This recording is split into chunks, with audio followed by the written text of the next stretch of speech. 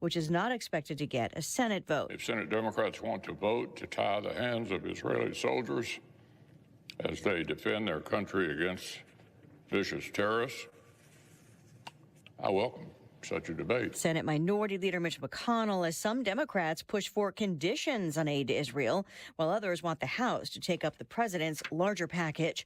Hamas is supposed to release 20 more hostages today and tomorrow under a 2-day extension of a temporary truce that's been tested, with Israel and Hamas accusing each other of a violation after explosions and gunfire earlier in northern Gaza.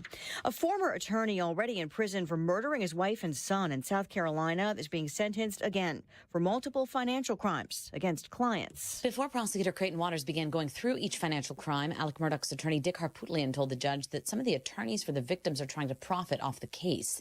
The judge told Waters to proceed, and he detailed the ways Murdaugh breached attorney-client trust, lied, and stole, in many cases, settlement money, like a nearly $3 million check. And then had that personally delivered to Alec Murdaugh, who then was able to convert every dime of that money for his own personal use. Murdaugh is pleading guilty, and the sentence is a likely 27-year term. The courtroom is full of his financial victims, many of whom will deliver victim impact statements. Fox's Jessica Rosenthal. A tribute to former First Lady Rosalynn Carter begins at this hour in Georgia. President Biden, the First Lady, and all living former First Ladies, Hillary Clinton, Laura Bush, Michelle Obama, and Melania Trump, expected to attend, along with former President Jimmy Carter, who's 99 and in hospice care. America is listening to Fox News. Hi, I'm Martha Stewart.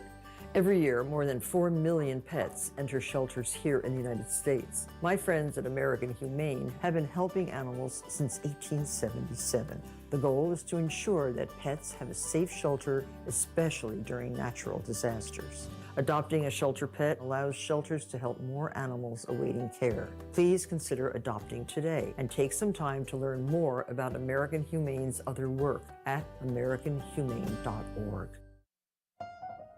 Hey St. Louis, brace yourself for the ultimate holiday deal with Consumer Cellular. Snag an incredible 50% off the Iris Flip when you buy before December 17th, making it only $34.50. The Iris Flip is all the phone and camera you need with a user-friendly design, the perfect flip phone companion.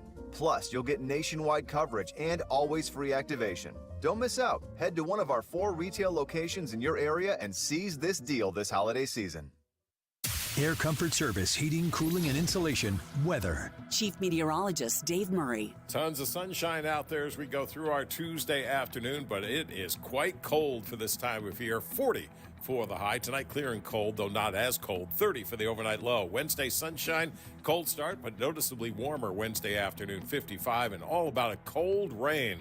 Thursday night into Friday morning, but all rain. This is 97.1 FM Talk. Chief Meteorologist Dave Murray.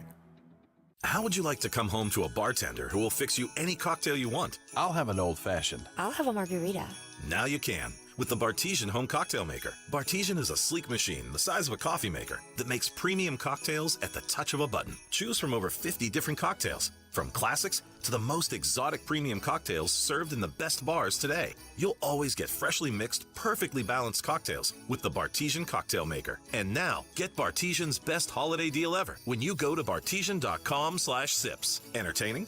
The Bartesian is ideal for parties. No need to stock all kinds of individual mixers for complicated recipes. Every guest gets the cocktail of their choice in seconds. The Bartesian makes a wonderful gift for anyone who loves a fine premium cocktail. Now get Bartesian's best holiday deal ever. It's available right now only at bartesian.com/sips. That's BARTESIAN.com/sips for Bartesian's best holiday deal ever. Only at bartesian.com/sips. Mark Cox here. Join me next spring on a beautiful trip to Italy. This is going to be great. We're going to fly into Rome. We are going to get on a bus and travel south to the Abbey of Monte Cassino, maybe Italy's best kept secret. It looks like something out of a picture book. We'll visit Puglia. We'll go to Caserta. We're going to spend several days in Sorrento. You'll have an opportunity to visit the ruins in Pompeii, and then Positano, which is on the Amalfi Coast and absolutely one of the most beautiful places I've ever seen. I can tell you, my wife and I have been there, and we can't wait to go back. You can even take a high-speed jet foil over to the Isle of Capri, which has some tremendous historic Roman ruins on it that you can visit while you're there. $53.67 a person. That includes your airfare from the St. Louis area. Call them toll-free at 888-733-9494. That's 888-733-9494 or conservativetours.com. Hey, it's Bo Matthews, and Missouri Brush Control is helping landowners reclaim their property through eco-friendly forestry mulching. Missouri Brush Control can transform your overgrown acreage into accessible and usable land, and in a fraction of the time compared to conventional methods. Missouri Brush Control also cleans up around ponds, lakes, and dams, allowing easy access to your water feature. They service residential, commercial, and recreational properties with their specialized machines and years of expertise. Enjoy your land like you've always dreamed of. Visit MissouriBrushControl.com. That's MissouriBrushControl.com. This holiday season, give them a STIHL. Save $20 on the BGA 57 battery-powered blower. Go to STIHLUSA.com/gift guide. Now $179.99 was $199.99 MSRP. Offer valid for a limited time only at participating dealers while supplies last. Need a break from the sound bites and the talking heads?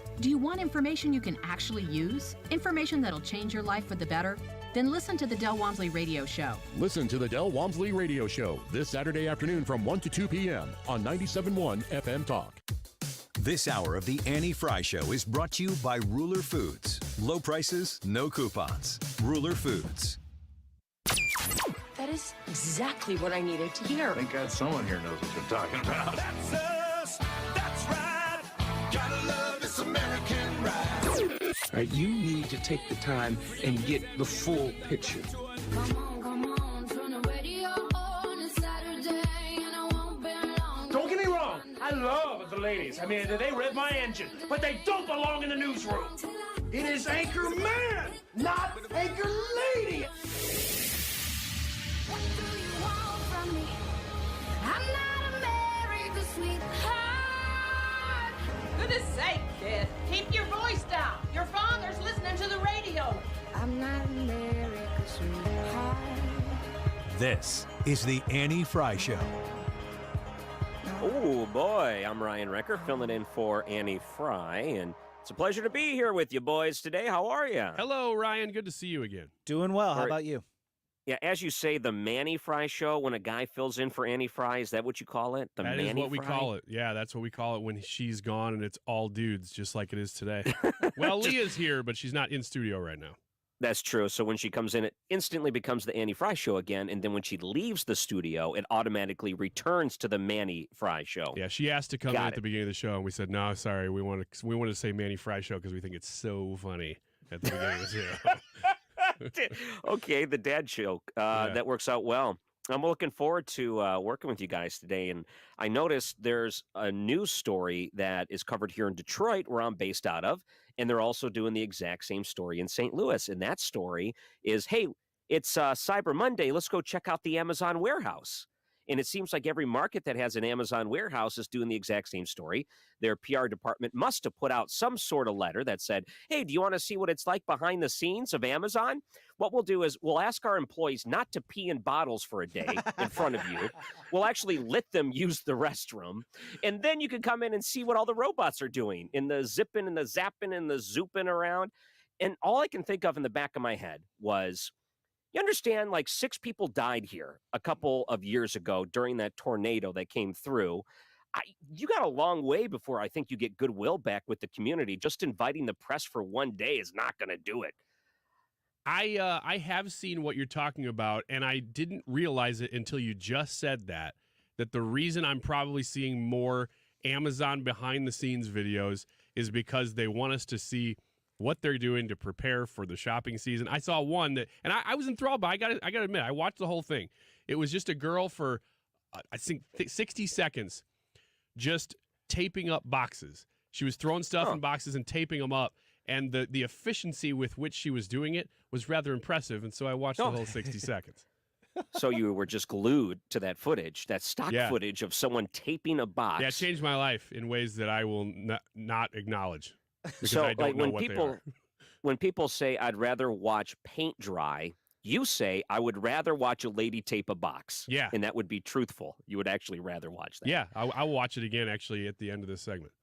But so much of it are robots anymore. And they show the conveyor belts and, little arms come by and they're pushing packages in one direction and they're touting, oh, this is so wonderful. Sometimes you can even get these packages at your house same day. This is a same day distribution center. Oh, everything's so wonderful. Everyone clap. And I see these puff pieces and I keep thinking in the back of my head, I mean, there's a lot of serious workplace violation accusations at these Amazon warehouses, plus the accusations that they don't treat their drivers all that well.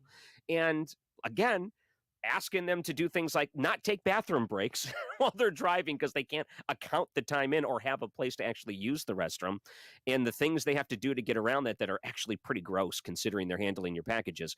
I think to myself, maybe we don't praise the robot overlords and maybe we don't fall for these type of puff pieces. But at the same token, I can flip the coin around. I'm still ordering from them, so maybe I don't get to talk. Yeah, I would flip it around too and say that if you're getting boxes that are covered in human feces and pee, that that maybe we do want the Why do we robots. invite you on the roof?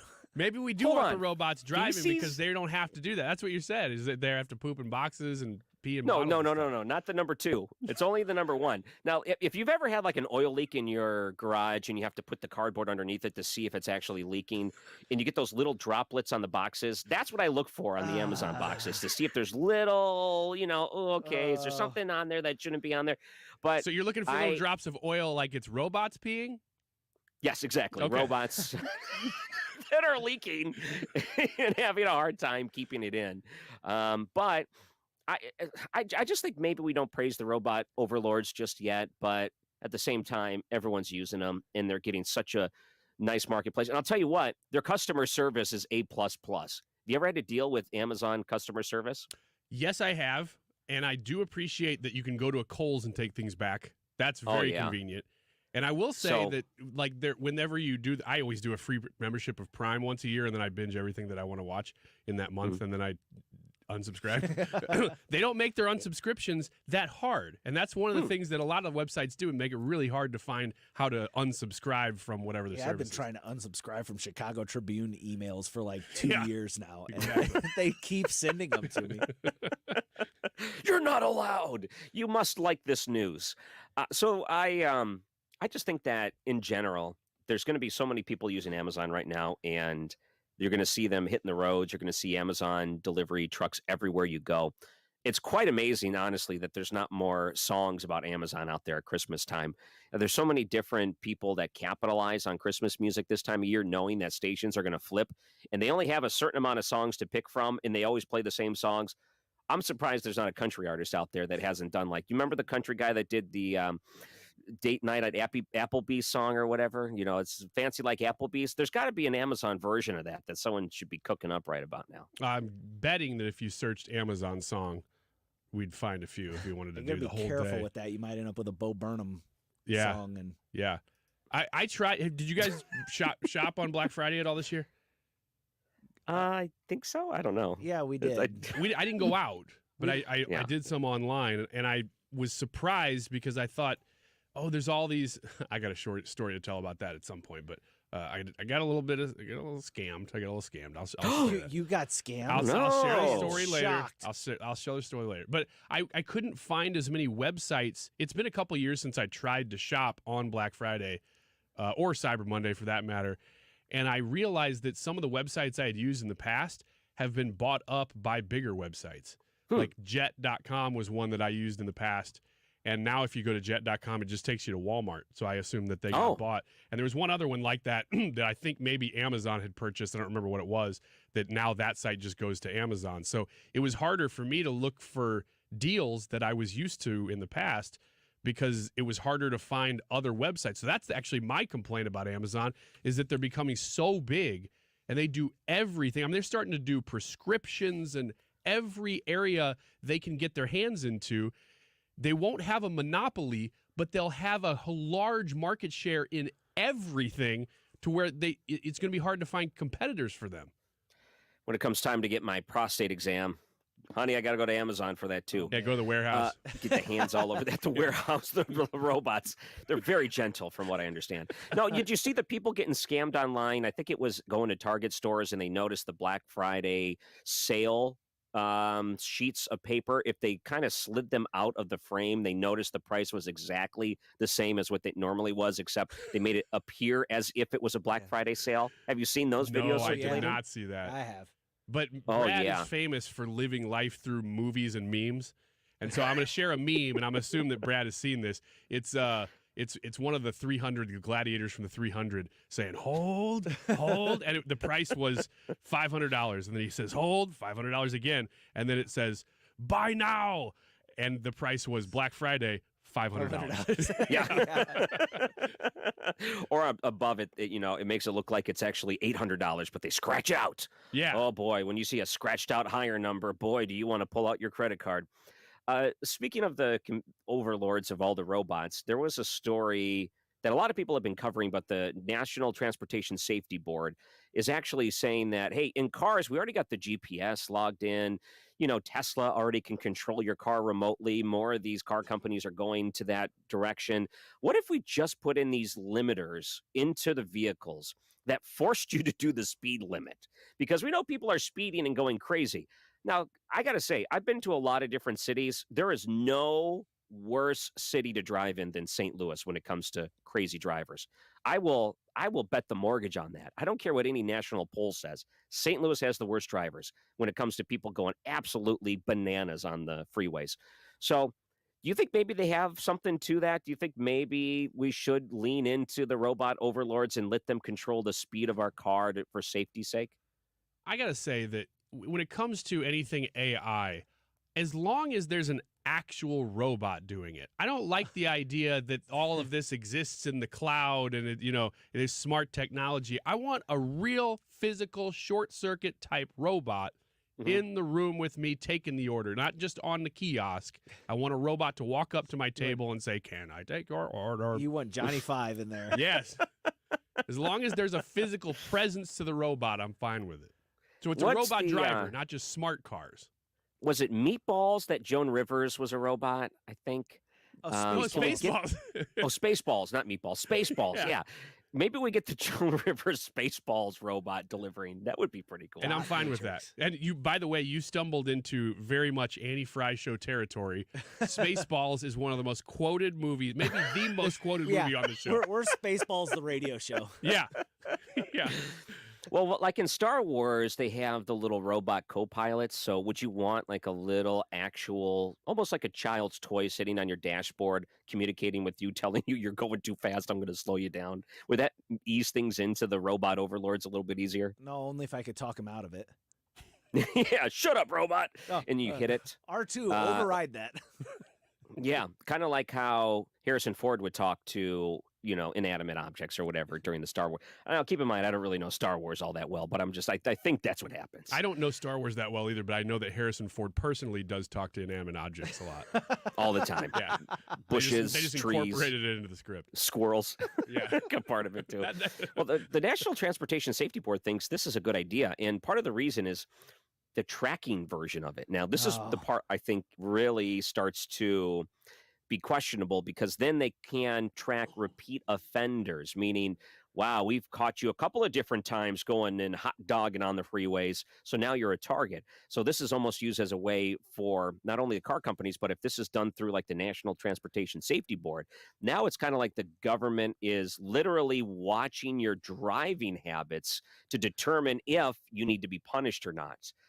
A lot of people are looking at this as in, hey, it's necessary for the safety of people, so you have to give up a little bit of your liberty when it comes to, the safety in driving, and then it'll save lives, guys. If you can just understand that, let the government just take over this part of it, it'll save lives. How can you argue?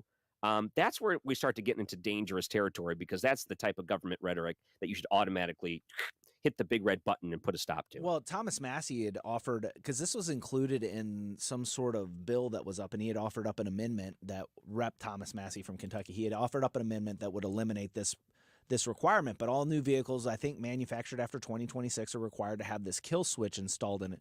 So where you can, where the vehicle can be shut down remotely. So they track your speed, they track where you are, then they can go in there and they'll be like, all right, this person's either driving unsafely or we want to question this person, and we can just cut the vehicle off and it stops dead in its tracks wherever you are. I really don't like that because that's starting to creep into some Big Brother territory and stuff like that. Oh, If yeah. your social credit score isn't high enough, you can't drive. Oh, yeah. Well, that's one of the big criticisms of Tesla to begin with, or some of these other companies that are almost saying if you want to unlock certain features you already have paid for in your car, we'll give you the access to these features if you pay us a monthly fee, which is absolutely ridiculous. So I think the government's saying we want in on those microtransactions that are happening on these vehicles, and we want some control over it too, which doesn't solve a problem. This is a great local story here outside of Detroit, Ann Arbor, home of the University of Michigan, where they just beat Ohio State Buckeyes. There was a 12-year-old kid that went to a middle school where there was some construction going on, stole a forklift. Oh, no. Because have you ever wondered if the forklift drivers leave the keys in there when they're not using it? The answer is yes, they probably do leave the keys in there. So a 12-year-old thought it would be fun to hop on there, took the thing. Police are called. He led the police on an hour chase through the neighborhoods in a forklift. Fast. You know how fast? Do you want to guess how fast a forklift was going? Yeah, Go ahead. I would guess a max of like 25 miles an hour. 12 and a half. Wow, that's really good. 12 to 15 miles an hour. 25 was fast. miles. I was Okay. 25 miles an hour on a forklift is flying. Well, I thought maybe there was a feature, it's not commonly used, but the turbo button. So this poor kid, man, he's bumping into cars. They said he hit no less than 10 parked cars. Gosh. Finally, he stopped and they arrested this kid. And the police were like, this could have ended really bad for the kid because it ain't easy driving a forklift, especially when you're 12 and you're not certified to drive a forklift. He could have very easily have hurt or killed himself doing something like this. But that's what kids are doing nowadays. Forget about these limiters on cars. I say limiters on forklifts. We need to stop this kids immediately. these days, they always stealing forklifts. Yeah. It's just like Grand Theft Auto in real life. Just jump on carts and whatever and forklifts. steal it and take it on a police chase. I like that they're worried about the boys' safety. Like, he could have just stopped. He just stopped driving the forklift. Stopped. He could have just not stolen Or it. not stolen it at all. It's always these stories, though, that they wrap a safety measure in and go, well, if we had the ability, we could have saved somebody's life or saved $1 million in property damage. If we had just had the feature that we could have stopped this car, everybody would be better off. And people go, oh, well, maybe so. Okay. You kind of got a point there. It's like, or he could have not stolen the forklift. Yeah, here's another idea. I think we've all watched BattleBots at some time. I would like to see a forklift demo derby. How fun would that be? Have you ever been to a combine demolition derby? Combine demo derby. That sounds awesome. All of it sounds so cool. It's so good. You got to find you a local county fair, and they do those all the time. Here, they have a figure 8 track they put together up here, and I kept telling my son, we got to go. Some summer, we got to go to the figure 8 track. And he's like, no, it sounds too dangerous. And I'm saying that's why people go. Coming up here in a couple of minutes, I saw there was a story online where a dad told the story of how he coached his daughter to fat shame another girl. And this is ending in a way I think a lot of people are surprised. And as a dad with a daughter, I don't know how I would handle this. I know Ryan Wiggins, how would you handle the situation? I'm very curious about this coming up after the break. I'm Ryan Recker filling in for Annie Frey. It's great to be with you here on 97.1 FM Talk. Just the four walls close me within. My eyes are open up with pure sunlight. I'm the first to know, my dearest friends. Even if your hope has burned. This is the Annie Frey Show. Follow Annie on Twitter at Annie Frey Show. Hi, this is Brian with Velocity Home Buyers, and I buy houses cash. If you own a house and want to sell it fast at a fair price, call me at 314-782-3333. I can pay cash and close in as little as 7 days. I buy houses in any condition and any price range in the St. Louis area. I'm a private real estate investor who buys several houses a month, and I want to buy more.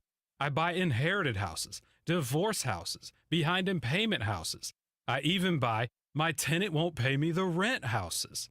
Do you own a house that needs updating, but you don't have the time or money for it? Great, because I love buying outdated houses. I buy vacant houses, job relocation houses, and foreclosure houses.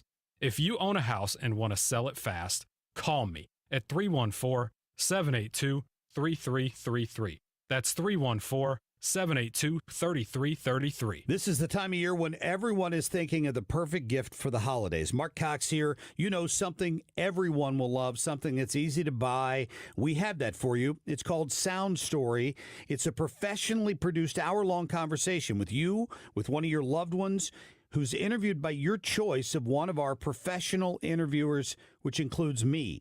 It's a conversation that includes their experiences from childhood, their school, their career, maybe meeting that special someone, and all that they've experienced. With Sound Story, you or your loved one's voices and stories are saved for your family forever. Sound Story has a special holiday discount right now, 10% off all gift cards at mysoundstory.com. Just enter the promo code MARK now through Friday. That's Mark, M-A-R-C, at mysoundstory.com. Imagine a gift you'll never regret giving. Sound Story, for you, for them, forever. Well, there's a very good chance as you've driven down your street, you have admired houses in your neighborhood that have been covered in Rhino Shield, and you don't even know it. Except if you pay close attention, you'll notice that they're not being repainted every couple of years. What I mean is same bright, vivid colors that you would choose with regular paint, except that Rhino Shield lasts, and you're going to get a 25-year warranty with it. I've got it on my house, and I mean it. It looks like it did the day they put it on. It lasts and lasts. It's lab tested to last that long against chipping or peeling or cracking. And they put this on businesses as well. Condo units from Springfield, Illinois, all the way down to the Lake of the Ozarks. You can find it. And my friend Darren will be happy to come over and give you a free evaluation of your home. All you have to do is call him. Tell him you heard Mark Cox talking about it. 877-25-RHINO or online at 877-25rhino.com. Honey, is our car still under warranty? No, not anymore. My sister just got an extended service plan from Ox Car Care. Ox Car Care? Yeah, Ox will cover our repair bills if anything happens to our car, new brakes, a transmission, AC, or engine problems. Plus, Ox Car Care offers free oil changes, tire rotation, and roadside assistance. Wait a minute, we pay nothing on the repairs? Ox gets it fixed for us? Free oil changes, free tire rotation, and free roadside assistance? What's the number? 800-224-9174. Ox has a 30-day money-back guarantee and an A-plus rating with the Better Business Bureau. They handle their claims from start to finish, unlike other warranty companies. We should call now, 800-224-9174. The last thing we need is an unexpected car repair bill. I'm calling Ox Car Care now. Call Ox Car Care for your free quote. 800-224-9174. Ask about senior and military discounts. Don't get stuck with a major car repair bill. Call Ox Car Care, 800-224-9174 or oxcarcare.com. You're listening to the Annie Frey Show live from the Air Comfort Service Heating, Cooling, and Insulation Studio. Air Comfort Service is hiring licensed journeymen. Don't have a journeyman license? Air Comfort Service will help you get it. Get guaranteed hours year-round and more. Apply online at aircomfortservice.com. Fox Across America has landed on St. Louis's home for conservative talk. Weeknights at 6. Hey, it's your radio buddy Jimmy Fallon here, and I am fired up, psyched to be here on 97.1. Jimmy Fallon. Every weeknight at 6. 97.1 FM Talk.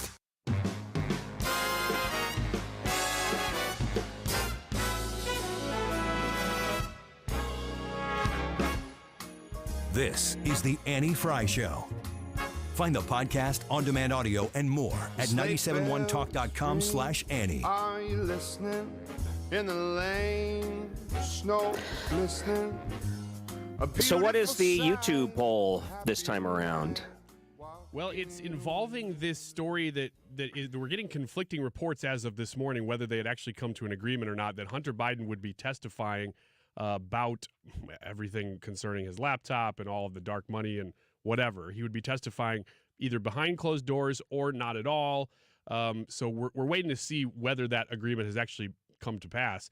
But the poll is regarding that. It says, which Hunter Biden testimony would pose a greater threat to Joe Biden? A closed-door testimony that's not open to the public, or a public hearing, which do you think would pose a greater threat? Oh, wow. So that's the YouTube poll for today. Yes, it is. I'm surprised people would want it closed door. I think that would be a good open door. This will be a good YouTube poll. I'm curious how people view this one. Looking forward to it. Yeah, I'm Ryan Recker, filling in for Andy Frey. You can find me online, Ryan Recker Radio, on Facebook if you want to reach on there. Thanks to everyone that may be listening here today. And I saw this one story posted online. It's kind of a generic story. Sometimes people will go to the internet and they'll tell a story asking strangers if they were in the wrong. And sometimes the strangers will pop up and say, you are absolutely wrong. And then sometimes they'll defend and back up the person. Now, keep in mind, the story is always one-sided based on the person telling the story. But I wanted to give you the scenario and get your thoughts on this because I have a young daughter. And anyone that has kids, young children, understand that at one point, they may have some bullies in their life at school or anywhere, really. I mean, anytime you come across different types of people that have different personalities, there's going to be conflicts and people handle them different ways. So they tell the story of a 14-year-old girl and a 10-year-old girl. Both of them are in a swim club. And now keep in mind, a 4-year difference between 14 and 10, that's a pretty big gap. When you're 14, you're a teenager, you're into high school already. 10-year-old, you're still pretty young before high school. That changes some things. Now, let's say the 10-year-old girl, much smaller, much skinnier. The 14-year-old, much bigger, much bigger. Let's put it that way to be polite. According to this, maybe 4 to 5 times her weight is what they're saying. This is a big girl. So I don't know if that's actually true, but that's what they say as part of the story. So apparently the 14-year-old is bullying the 10-year-old saying, you're a little twig, I can snap you in half, you don't belong here, kind of making fun of her size. And as she's making fun of her size, it goes over and over and over again. It keeps continuing until the 10-year-old goes to her dad and says, hey, this is really bothering me. This one kid at the swim class keeps making fun of me for my size. So the dad hears about it and then coaches the daughter to throw fat jokes back at the 14-year-old. This is how you handle with the bully. Next time she says something mean to you like that, throw a fat joke at her. That'll really get her. So the dad gives her a couple of fat jokes to use. Here's a couple of lines. And then the girl goes back to swim class. A couple of days later, the dad goes to pick up the girl, and the other girl's mom standing there furious. How dare you tell your daughter and have her act this way in front of my daughter? She's devastated. So the dad says, hey, your girl is the aggressor here. This is her standing up for herself. And I want you to know, I'm not going to punish her. I'm going to tell her more lines in case your kid does it again. Wow. Now, he posts this to the internet, and he wonders, am I in the wrong here for coaching my daughter to stand up for herself by giving this other girl fat jokes? All right. So before I tell you how the internet answered that, Ryan Wiggins, as a parent, would you ever tell your kids, this is how you stand up to a bully? Hit them where it really hurts below the belt, and that'll get them to stop. Yeah. Yes. Yeah. Okay, it's easier than throwing a punch, I guess. It's not. It's not. It really depends on the situation because every situation is different. There's no blank check that you can write for one of these things. But in situations, most of the time, I would say the majority of the time, vast majority, we talk about, well, why is this person doing that? What is causing that person to feel so insecure that they need to do that? And then can you address it from that angle first? And usually that's with a Christian kind of angle, like what is it that they need that you have, in their heart? If that's not part of the conversation, because sometimes somebody's just being a jerk. Yeah. They're just trying to poke you in the eye to get a reaction out of you. They don't need anything from you. They're just being a jerk. In those situations, I will usually look for the Achilles heel. So there's two ways to handle this. There's the VeggieTales way of handling it, which is, the Christian kindness way, or there's the Liam Neeson where I'm going to find you and I'm going to hit you where it hurts in the Achilles heel type of way. Because as a parent, you're very protective of your children. And when someone messes with your kids, you turn to Liam Neeson in your head, like in the movie Taken, and I'm going to find them and I'm going to take them down type of protection. That's a very, I would say, universal feeling most parents have of children. you think he got any enjoyment? Like thinking of comebacks for this little girl, like Man. as if it was going to be her and him throwing those insults out. Well, what before I answer that question, like what would you do and what do you do in these situations, Ryan? Well, okay, so our kid, a son, 9 years old, in school, there was a little kind of a bully, kind of give him a hard time. We didn't coach him to like try to come back and say something else. We went a different route with this.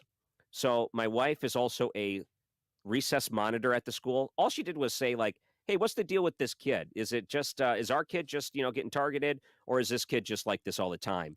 Well, it's like, apparently it's like that all the time with the kid, and it's like that with the kid's parents too. The parents are very much like the kid when it comes to that type of attitude. So it was a known problem. Ultimately, we told our kid to ignore it, and if it just continued on and it didn't like pass, then we'll figure out a different route. Luckily, it passed. It just, the kid was a jerk for, a week or two, and that was it. There wasn't any more after that. So luckily, we didn't have to go to Liam Neeson. I'm a little shocked that we're sitting here and we're talking about the second kid whenever the first kid was doing the exact same thing. Body shaming is body shaming. Am I right? Yeah. Yeah, that's kind of what I would answer to the online version of the question is, they went there. You didn't take the conversation there. They took it there, and then you responded. What's the old line? Don't start nothing, won't be nothing. Yes, exactly. Like if this 14-year-old girl hadn't started picking on that 10-year-old girl, she would have been made fun of. And she made fun of the 10-year-old girl for her body.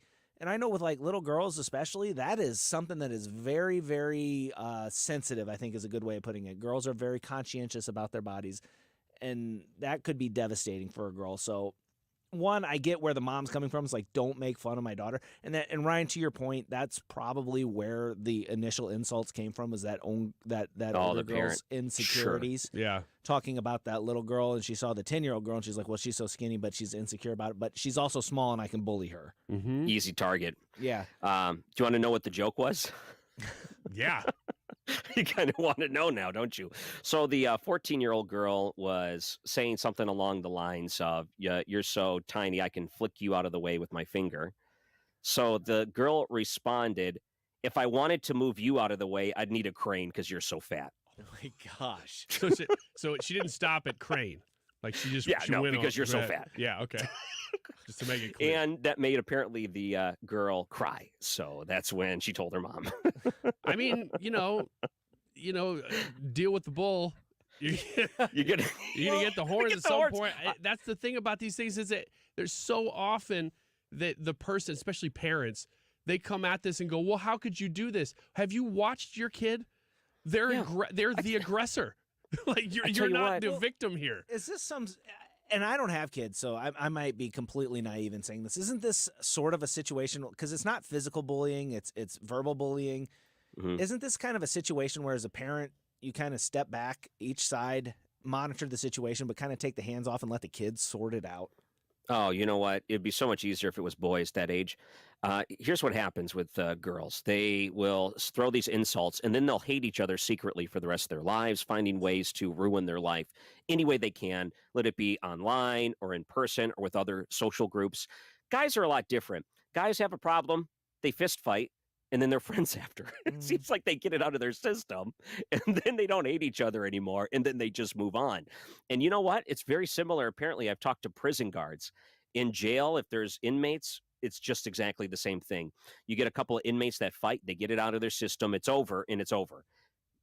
In the female prisons, not the same. It's the same vindictive. They're like finding ways to plot the demise of the other person constantly. They don't ever get it out of their system. They secretly are going to find ways to destroy the other person nonstop forever, as long as they have an opportunity. Guys and girls are a little bit different that way. So it's a little bit different when you get the girls having the bullying issue. Guys are a little bit easier.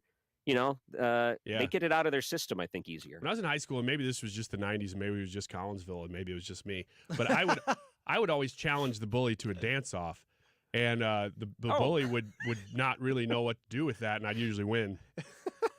So Fine, you're let's saying, take okay, this to the stage. Do you want to do street dance? I'll let you pick. Since I'm challenging you, street dance, we're going to do Lord of the Dance, Wayne Flatterly, or whatever the guy is. Yeah, we're going to do, Paula Abdul dance style. You pick. Yeah, you pick. And then Yeah, they You don't want to know do this what on to the do. street? You want to do this in the parking lot? You want to do this with the judges? Let's Macarena? Yeah, it doesn't matter to me.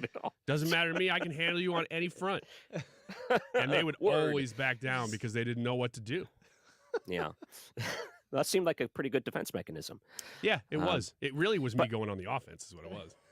So is this what you thought, like in your mind, you kind of repressed these thoughts, and really in reality, like in your mind, you think this is what you did, but in reality, you kind of turtled on the ground in a fetal position until they left?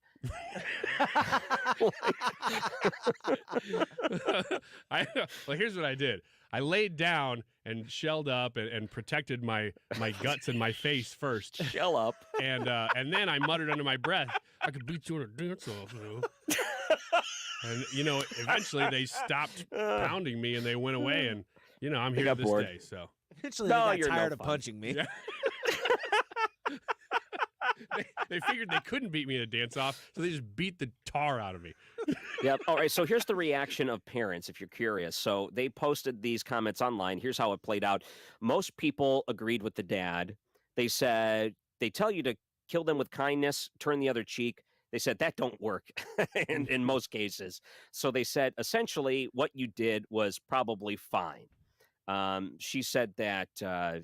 whatever. They were on the dad's side. They agreed with him. So most of the internet believed he was not the jerk in this scenario. It can work, though. That's the thing, is that you almost, if it's a repeat offense, somebody who just keeps bullying your kid, I do like to try the kindness approach first, if possible.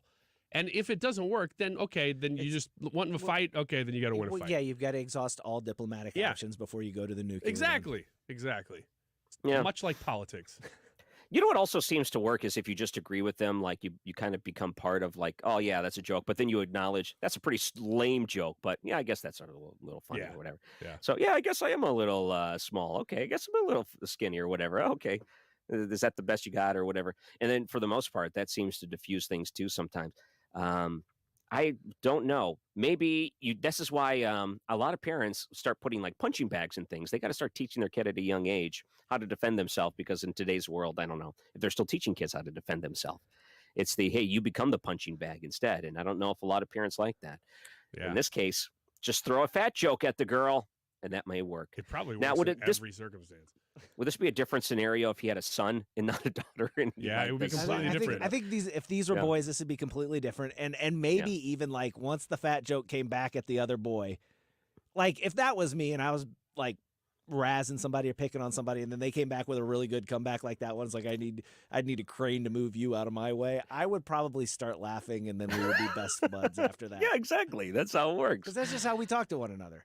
But all right, go vote on the YouTube poll. That's going to be pretty important. Coming up after the break, Wiggins America. I can't wait to talk about this one. It's one of my favorite segments. I'm Ryan Recker, filling in on the Annie Frey Show, 97.1 FM Talk.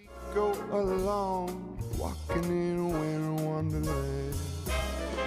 In the meadow we can build The Annie Frey Show is streaming online. Watch us live on YouTube and subscribe. They'll say, are you married? We'll say, no, man. But you can do the job when you're in town. Later on. Hey guys, Glover here from my friends at ThrottleNet. So I'm so very proud to have represented the guys at ThrottleNet for all of these years. They are the IT geniuses. George and Mike are the owners. Fantastic guys.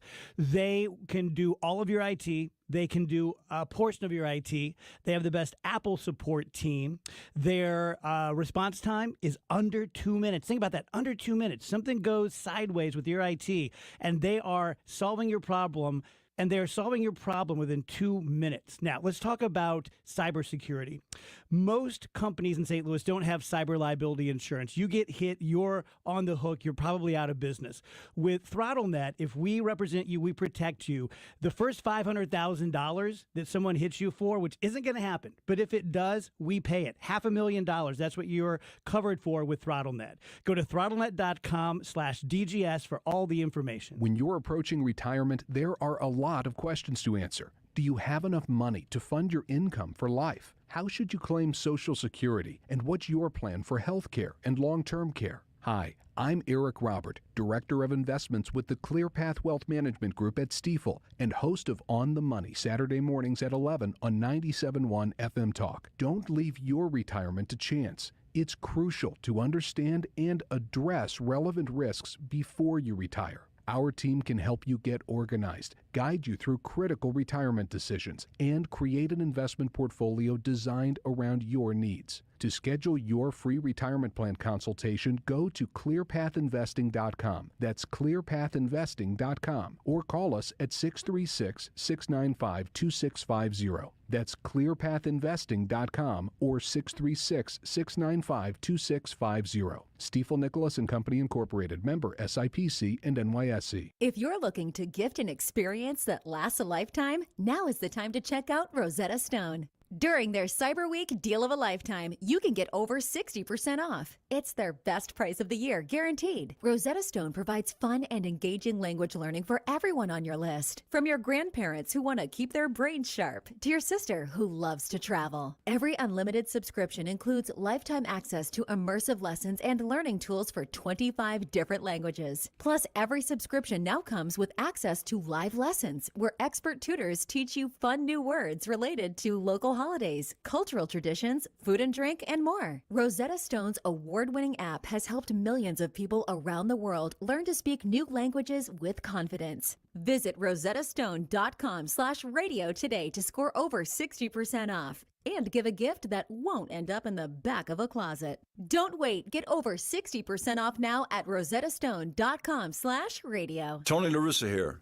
Men, are you running out of stamina rounding third base? If so, call my friends at Victory Men's Health in O'Fallon, Illinois. Scoring at home is important, just as important as crossing the plate with the winning run.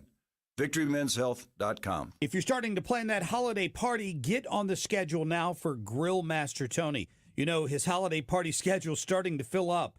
Get on the calendar. He does full service catering as well as drop-off service for any size corporate or house party. The brisket, the pulled pork, the ribs, and all the sides. Tony will bring the party to you.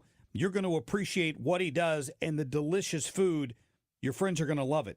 Get online today and order at grillmastertony.com. Hey, two things to remind you of here. One is that we're going to give away two separate pairs of tickets to see Trans-Siberian Orchestra on December 17th. But that times for those giveaways are at 1:05 and 2:05 today. So listen for both of those. You'll have a chance to win twice today by listening to the Annie Frey Show. Also, today's Annie Frey YouTube live chat poll: which Hunter Biden testimony would pose a greater threat to Joe Biden, behind closed doors or a public hearing? Each of those taking place within the House of Representatives, of course. Let us know your thoughts on that poll question and stick around for 1:05 and 2:05 for chances to win those TSO tickets. It is 12:47 right now. This time check is sponsored by Jerry Kelly Heating and Air Conditioning. It's time for a $98 furnace tune-up. It's where St. Louis and beyond comes to talk. St. Louis is home for conservative talk. This is 97.1 FM Talk.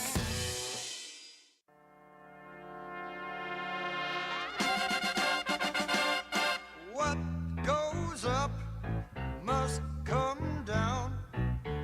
Spinning wheel, got to go round. Talking about your trouble. This is the Annie Frey Show. Interact with Annie on Facebook. The Annie Frey Show.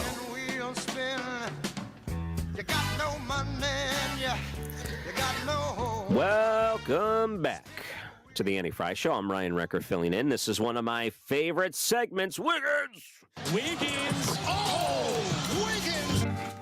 Yep, for this Wiggins America, I want to talk about the chances of Congress going back to Republicans entirely in 2024. Now, with the off-year elections at the beginning of this month in a Wiggins America segment / my weekend show, I believe that I gave it on the show. Maybe it just did on weekends. Either way, I recorded myself giving predictions for what I thought was going to happen in the beginning of November elections from this month. And they were the four main ones. They were the Virginia Senate, Virginia House, the Kentucky governor, and the Ohio abortion measure. And in all 4 of them, I did end up going for 4 in those. But then I used that basically to say, okay, all right, hey, trust me now? Okay, trust me now. All right, so let's look at 2024. And I gave my predictions for not only who I thought the nominees would be, which I haven't changed, Biden-Trump. I still think it's going to be Biden-Trump. But also who would win that, I'm guessing Trump right now, and who would take back the Senate, which looks like it's going to be Republicans. What I didn't talk about was the House, and it's because I just hadn't looked deep enough into the House, and it caught my attention, this Axios article that came out this weekend. Actually, it was a little bit before that, that saying that the House and the Senate, most likely, in their opinion, according to, I guess, their own polling, they're saying that they think they're both going to flip. That the Republicans would take back the Senate and the Democrats would take back the House. I think that's very, very possible. But just to kind of summarize why the Senate, even Axios, which leans left, I believe, is saying that Republicans take back the Senate, it's because right now it's so close that Republicans really only need to take back 2 seats, depending on who you call a Republican and independent at this point. Well, and who takes back the White House. Right. And there's also like the Republicans are less on defense with the Senate. And that's a fact. In the map that's coming up, Republicans have a very good map in 2024. And with Joe Manchin now retiring, West Virginia looks to be almost a lock. Republicans really only have to pick up 1 seat if they take back the presidency to have the majority. 2 seats if they want to be sure. And with the Montana Joe Tester race coming up, they're saying that that's going to be very tight, if not an easy Republican pickup. So there's other ones too, of course, but Ted Cruz being like the most vulnerable Republican in Texas in this map, that bodes well for Republicans. Yeah. He's really the only one that Democrats are talking about trying to flip. And that's, I think, more of a talking point than anything, because they don't want to act like they're just playing defense, because that's what they are doing. So I have a recommendation for you. You need to purchase a safe so you can write these predictions down and put it in like Kreskin would. And then you can open up the safe at the end of the election and show that there's been no funny business to your actual predictions. So which could be a nice gimmick. But I like you went 4 for 4. That's pretty impressive. In fact, now you're handicapping the next election, which I think people should be running to the bank right now and putting those bets down because you have a pretty good track record and you pay close attention to these. I'm going to put some money down, not putting money down. So essentially not put money down. The things that we find, like if you remember the last election, I thought it was going to be a lock for Donald Trump. He was running high on the polls, and then COVID hit, and then look what happened. Like, it's a craziness that the world got turned upside down, Fresh Prince of Bel-Air style. And here we are living in a crazy world where everything feels like it's been flipped upside down all the time. So it's so hard to predict these things anymore. Yeah. And that is the thing. It's very, very difficult a year out to say. And so when we're saying this, it's obviously if a COVID hits in the next year or something of that magnitude, you just can't predict it. But, that's why we make these predictions is to be on record and say this is the trend right now. And I didn't mean to cut you off there, but go ahead. But is it COVID hitting? Because you see the headlines where they're locking things down in Europe and China again. Are they trying to set up the sequel to the terrible first movie that came out?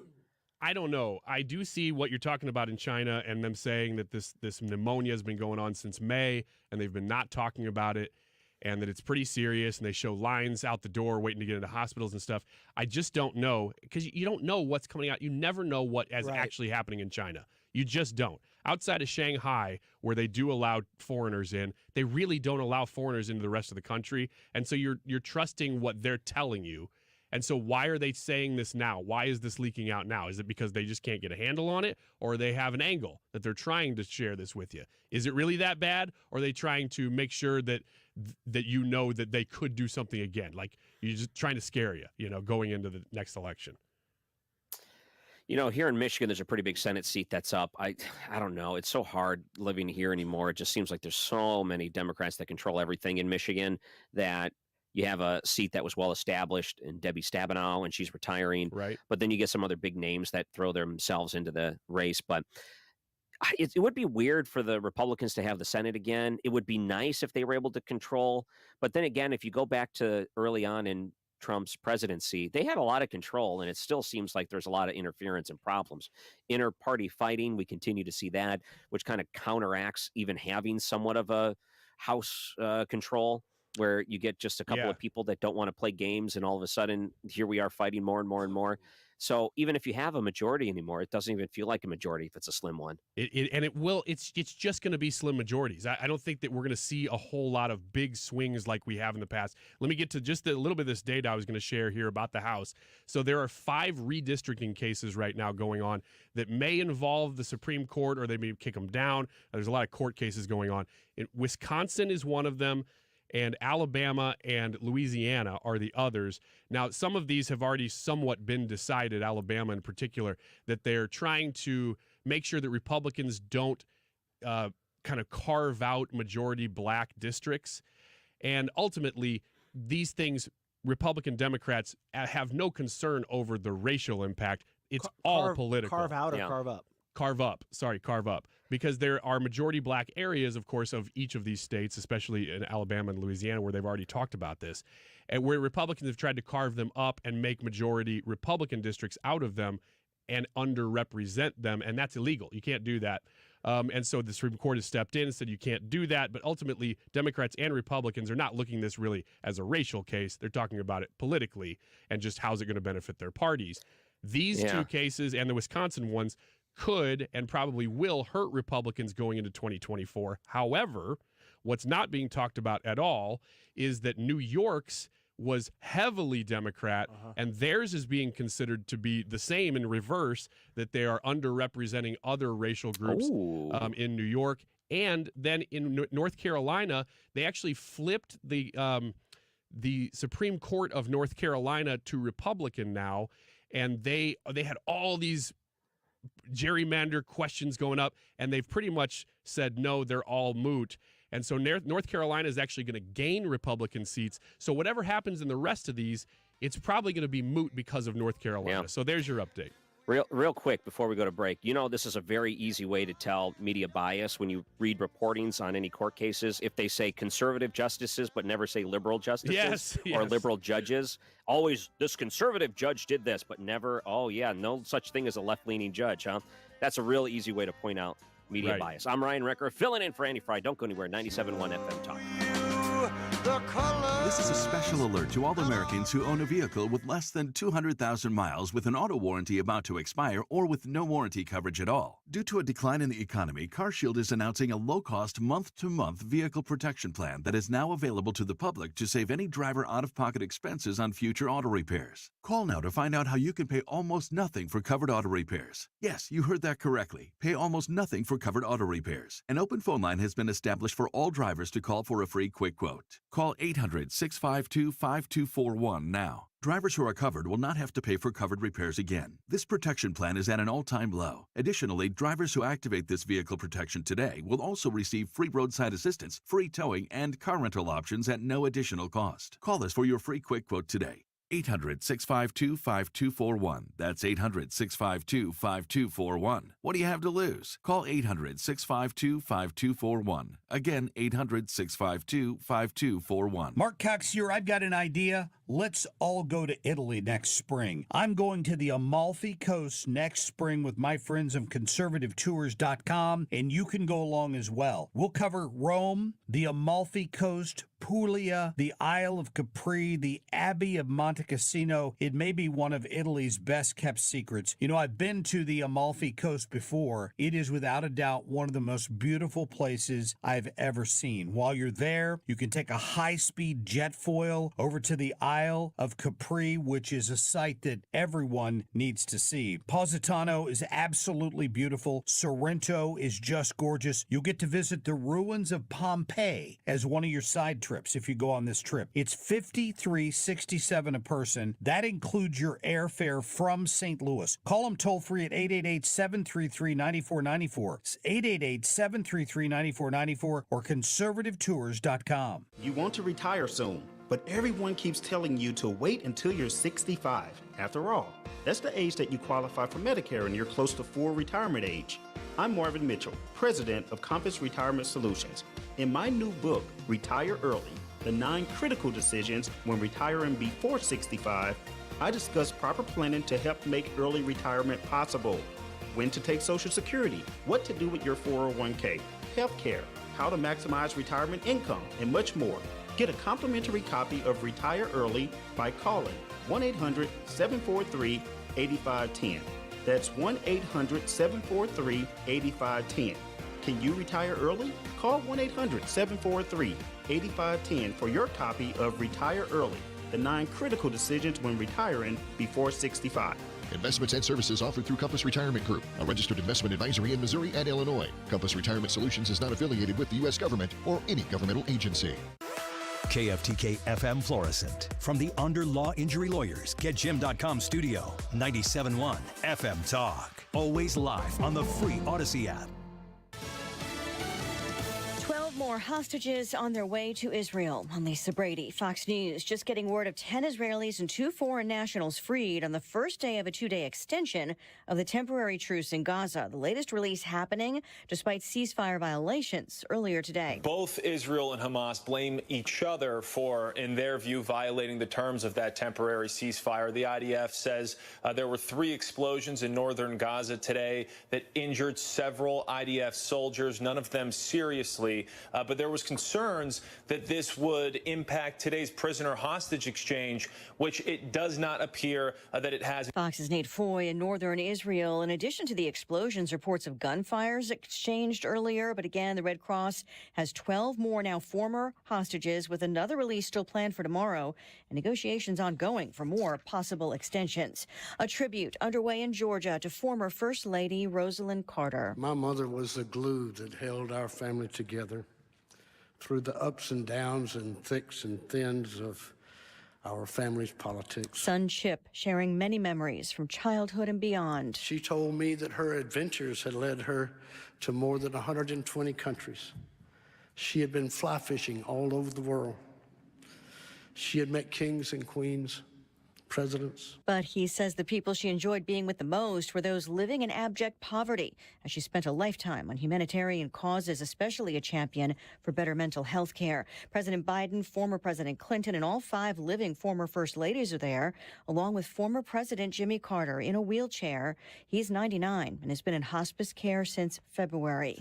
Pope Francis, who turns 87 next month, has just canceled a trip to a climate conference in Dubai on doctor's orders. He's recovering from the flu and lung inflammation. America is listening to Fox News. Hi, I'm Martha Stewart. Every year, more than 4 million pets enter shelters here in the United States. My friends at American Humane have been helping animals since 1877. The goal is to ensure that pets have a safe shelter, especially during natural disasters. Adopting a shelter pet allows shelters to help more animals awaiting care. Please consider adopting today and take some time to learn more about American Humane's other work at americanhumane.org. Hey St. Louis, brace yourself for the ultimate holiday deal with Consumer Cellular. Snag an incredible 50% off the Iris Flip when you buy before December 17th, making it only $34.50. The Iris Flip is all the phone and camera you need with a user-friendly design, the perfect flip phone companion. Plus, you'll get nationwide coverage and always free activation. Don't miss out. Head to one of our 4 retail locations in your area and seize this deal this holiday season. Air Comfort Service, heating, cooling, and insulation, weather. Chief Meteorologist Dave Murray. Tons of sunshine out there as we go through our Tuesday afternoon, but it is quite cold for this time of year. 40 for the high. Tonight, clear and cold, though not as cold. 30 for the overnight low. Wednesday, sunshine, cold start, but noticeably warmer Wednesday afternoon, 55, and all about a cold rain. Thursday night into Friday morning, but all rain. This is 97.1 FM Talk. Chief Meteorologist Dave Murray.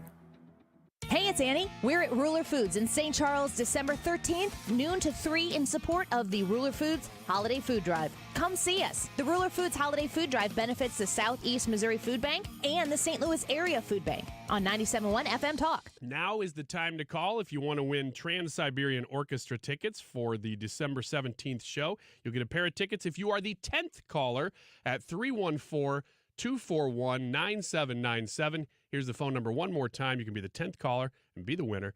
314-241-9797. Good luck. Are you ready to smell better naked? I'm Dr. Shannon Klingman, the OBGYN creator of Lumi, the whole body deodorant that's clinically proven to control odor for 72 hours on pits, feet, privates, and beyond. It's pH optimized to safely and effectively control odor anywhere you have it, but wish you didn't. Plus, it's proven to work better than a shower with soap alone. Whether you shower twice a day or 3 times a week, Lumi works better. And who doesn't want zero body odor? With over 200,000 5-star reviews, I'm so sure you're going to love it, or you can return it for free.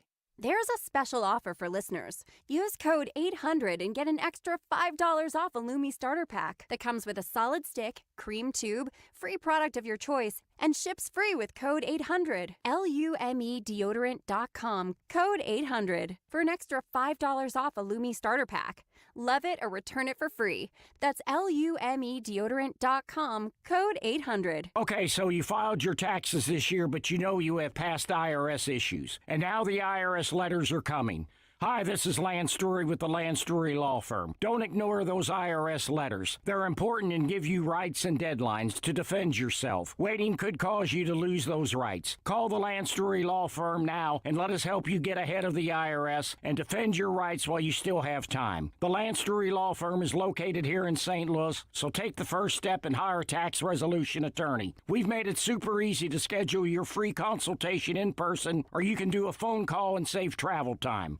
Remember, IRS problems are legal problems. So before you send money to some out-of-town, high-pressure salesperson, give us a call at the Lance Drury Law Firm. Call today at 314-238-7360. That's 314-238-7360. Or go visit LanceDruryLaw.com. The choice of a lawyer is an important decision and should not be based solely upon advertisements. I can see clearly now thanks to the doctors at Ophthalmology Associates. Doctors Greg Birdie, Ranjan Malhotra, Robert Brusati, Andy Royer, and introducing Samuel Berry. You can too. Call 314-966-5000 or check out youridoc.com. That's youridoc.com. Hey guys, Glover here with my very, very good friend, Dr. Kathy Maupin at BioBalanceHealth.com. If you have reached that certain age and you're just not feeling very well and nothing's working the way it used to work, go see Dr. Kathy. She is not only a medical doctor, she is a patient of this bioidentical hormone replacement therapy. It absolutely works. It's a long-term solution.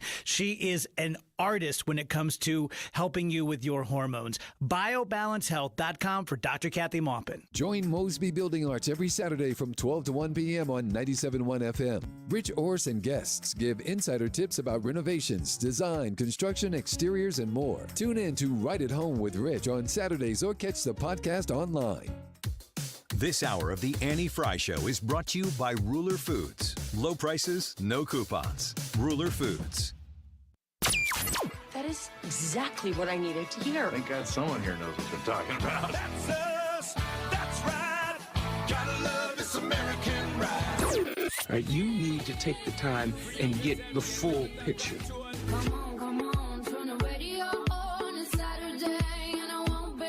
Don't get me wrong, I love the ladies. I mean, they rev my engine, but they don't belong in the newsroom. It is Anchor Man, not Anchor Lady. What do you want from me? I'm not America's sweetheart.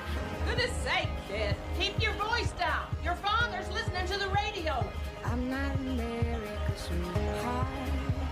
This is the Annie Frey Show. Welcome back. I'm Ryan Recker, filling in for Annie Frey. Having some fun the first hour. I'm sure we'll have fun the next couple. If you want to find me on Facebook, you want to reach out, Ryan Recker Radio on there. There was a story in The Hill, but I think it originated in Vanity Fair, where the great political mind, Monica Lewinsky, is calling for constitutional bans on presidential self-pardons. And I was drawn to this article because, okay, you know, when Monica Lewinsky talks, you have to listen. I mean, when it comes to some of the brightest political minds of our time, I immediately think of Monica Lewinsky. So we see the thing. She doesn't mention Donald Trump specifically, but essentially says, well, maybe it's a bad idea for presidents to be able to self-pardon themselves, and then give some reasons for it. But either way, it made me wonder, like, okay, it would be kind of weird for a president to self-pardon themselves. And obviously, the only reason she's writing this is because of Donald Trump and the idea that if he was reelected, being the front runner of this election, according to a lot of different polls, then, he could hypothetically do that and make all of his legal troubles go away. That's on the federal level, maybe not the state level, but on the federal level. He has that power to do so. So not every one of his worries would go away, but some of them would. Do you think it's a bad idea to have presidential self-pardons, or do you think that it's really kind of a moot point and they're only trying to target Trump because of this? Yeah, I don't know. It's one of those things that could backfire very easily if you're just doing it to go after Trump, because somebody like Biden could very easily, just as easily, in fact, end up in a prison for all the things that they've done. Or his son. Or his son. Well, I mean, it seems like it would have to be. Would be self. The only reason you're going after the son is because you think that he's used the dad for political influence and for personal influence. But I think, to your question, though, I do think it's a bad idea to have a president able to pardon himself. It's never been done before, and the argument against it is that, well, they're going to be impeached and they'll lose that position if it's that bad anyway. But there really are no legal ramifications for a president doing something illegal because they always could just pardon themselves. They're political consequences, but not legal. I think it would be, there's a couple of different ways to look at this. And if you want to specifically talk about Donald Trump, one, you can argue that he has been unfairly targeted, meaning that he has been the target by a lot of different people, politically speaking. And some of his legal troubles have been brought up specifically to try to deter him from becoming president again, meaning that we're going to tie him up in the courts, making it much harder for him to actually campaign. That could be a valid argument. So people may be saying that if you have this mechanism in place that allows you to target a political opponent, then maybe the self-pardon doesn't look as bad, because if it's because of a political hatred towards someone else, then it would be justified to make some of these things go away. The other way to look at it is that too much power for someone to absolve themselves of legal troubles, meaning to be able to just justify that you cannot take any legal remedy against me because I'm the president of the United States? Is that too much power? I don't know. I got to say, I tend to see there's a little bit of both of those going on when you talk about a Donald Trump. But we need to just really back up and say that it's not just a Donald Trump issue. I think that the abuse of power by any politician is a problem. And it's not just Donald Trump. It's probably every single politician, and even the ones we like, abuse their power in some way. And it makes it a little bit harder to say that we're going to wipe something off the book because of the fear that one person may use it, when really you're basically trying to argue at this point a complete overhaul of power in Congress, which I don't think they're capable of doing.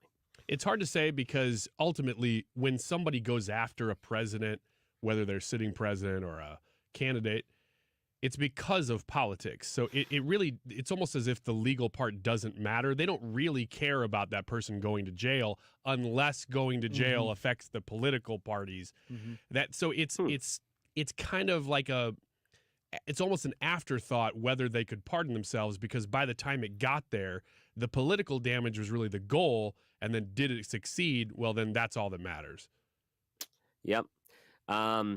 There was something you brought up last hour, Ryan Wiggins, that I've been just dying to hear.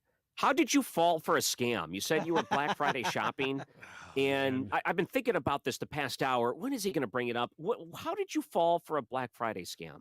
Okay, I'll tell the short version, because I was planning on doing a Wiggins America tomorrow on this, assuming Annie was back, because she's gotten on. I've fallen for a scam before, and she's called me out on it. And so I'm like, well, I'll just give her that opportunity, get it out on the table, and then tell about this one. So I'll tell you the short version.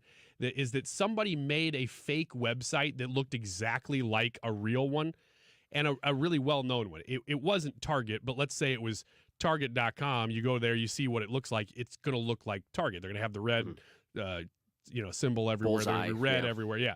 And so somebody did that with a different website, and it would have been like Target, but with one letter change or something. It's where you don't really notice. Yeah. and I clicked through a Facebook ad for that company. Ryan. Because it looked, I mean, on Facebook, again, you're not just on the dark web. Right. It looks like an official ad. You click on it, and it said Black Friday sale, and it has the official ad and everything. They copied all of it, created a full fake website, and I bought through that website after, and then figured it out after I had purchased that something seemed fishy about it, even though it all looked official. Went back and checked the receipt that I got through my email. Yeah. It was not from that company. It was from a different company. And then I got real suspicious, and I checked, and they had already made one of those $1 purchases at a gas station to test it. So I had to call my my Discover card, and they're really good, actually. Discover card is one of the best. And I called them, and I said, hey, look, here's exactly what's happening. They're like, got it. We're taking the charges off right now. We're shutting it all down. Yeah. And they did, so nothing else happened because I caught it immediately. That is one of the reasons I really, like, I am skeptical of debit cards, but I would rather use a credit card because a credit card company will protect their money a lot faster than they'll protect your money. So, like, if they get your number, like if you go onto Facebook and you enter your card number into a scam, at least they didn't get into your bank account. They got your credit card number, and your credit card company is all over that, and they can stop that a lot faster. They don't clean you out. Okay. That's so funny you say that because we were running stories up here in Detroit from the Michigan Retailers Association that said to find the best Black Friday deals, find them on social media.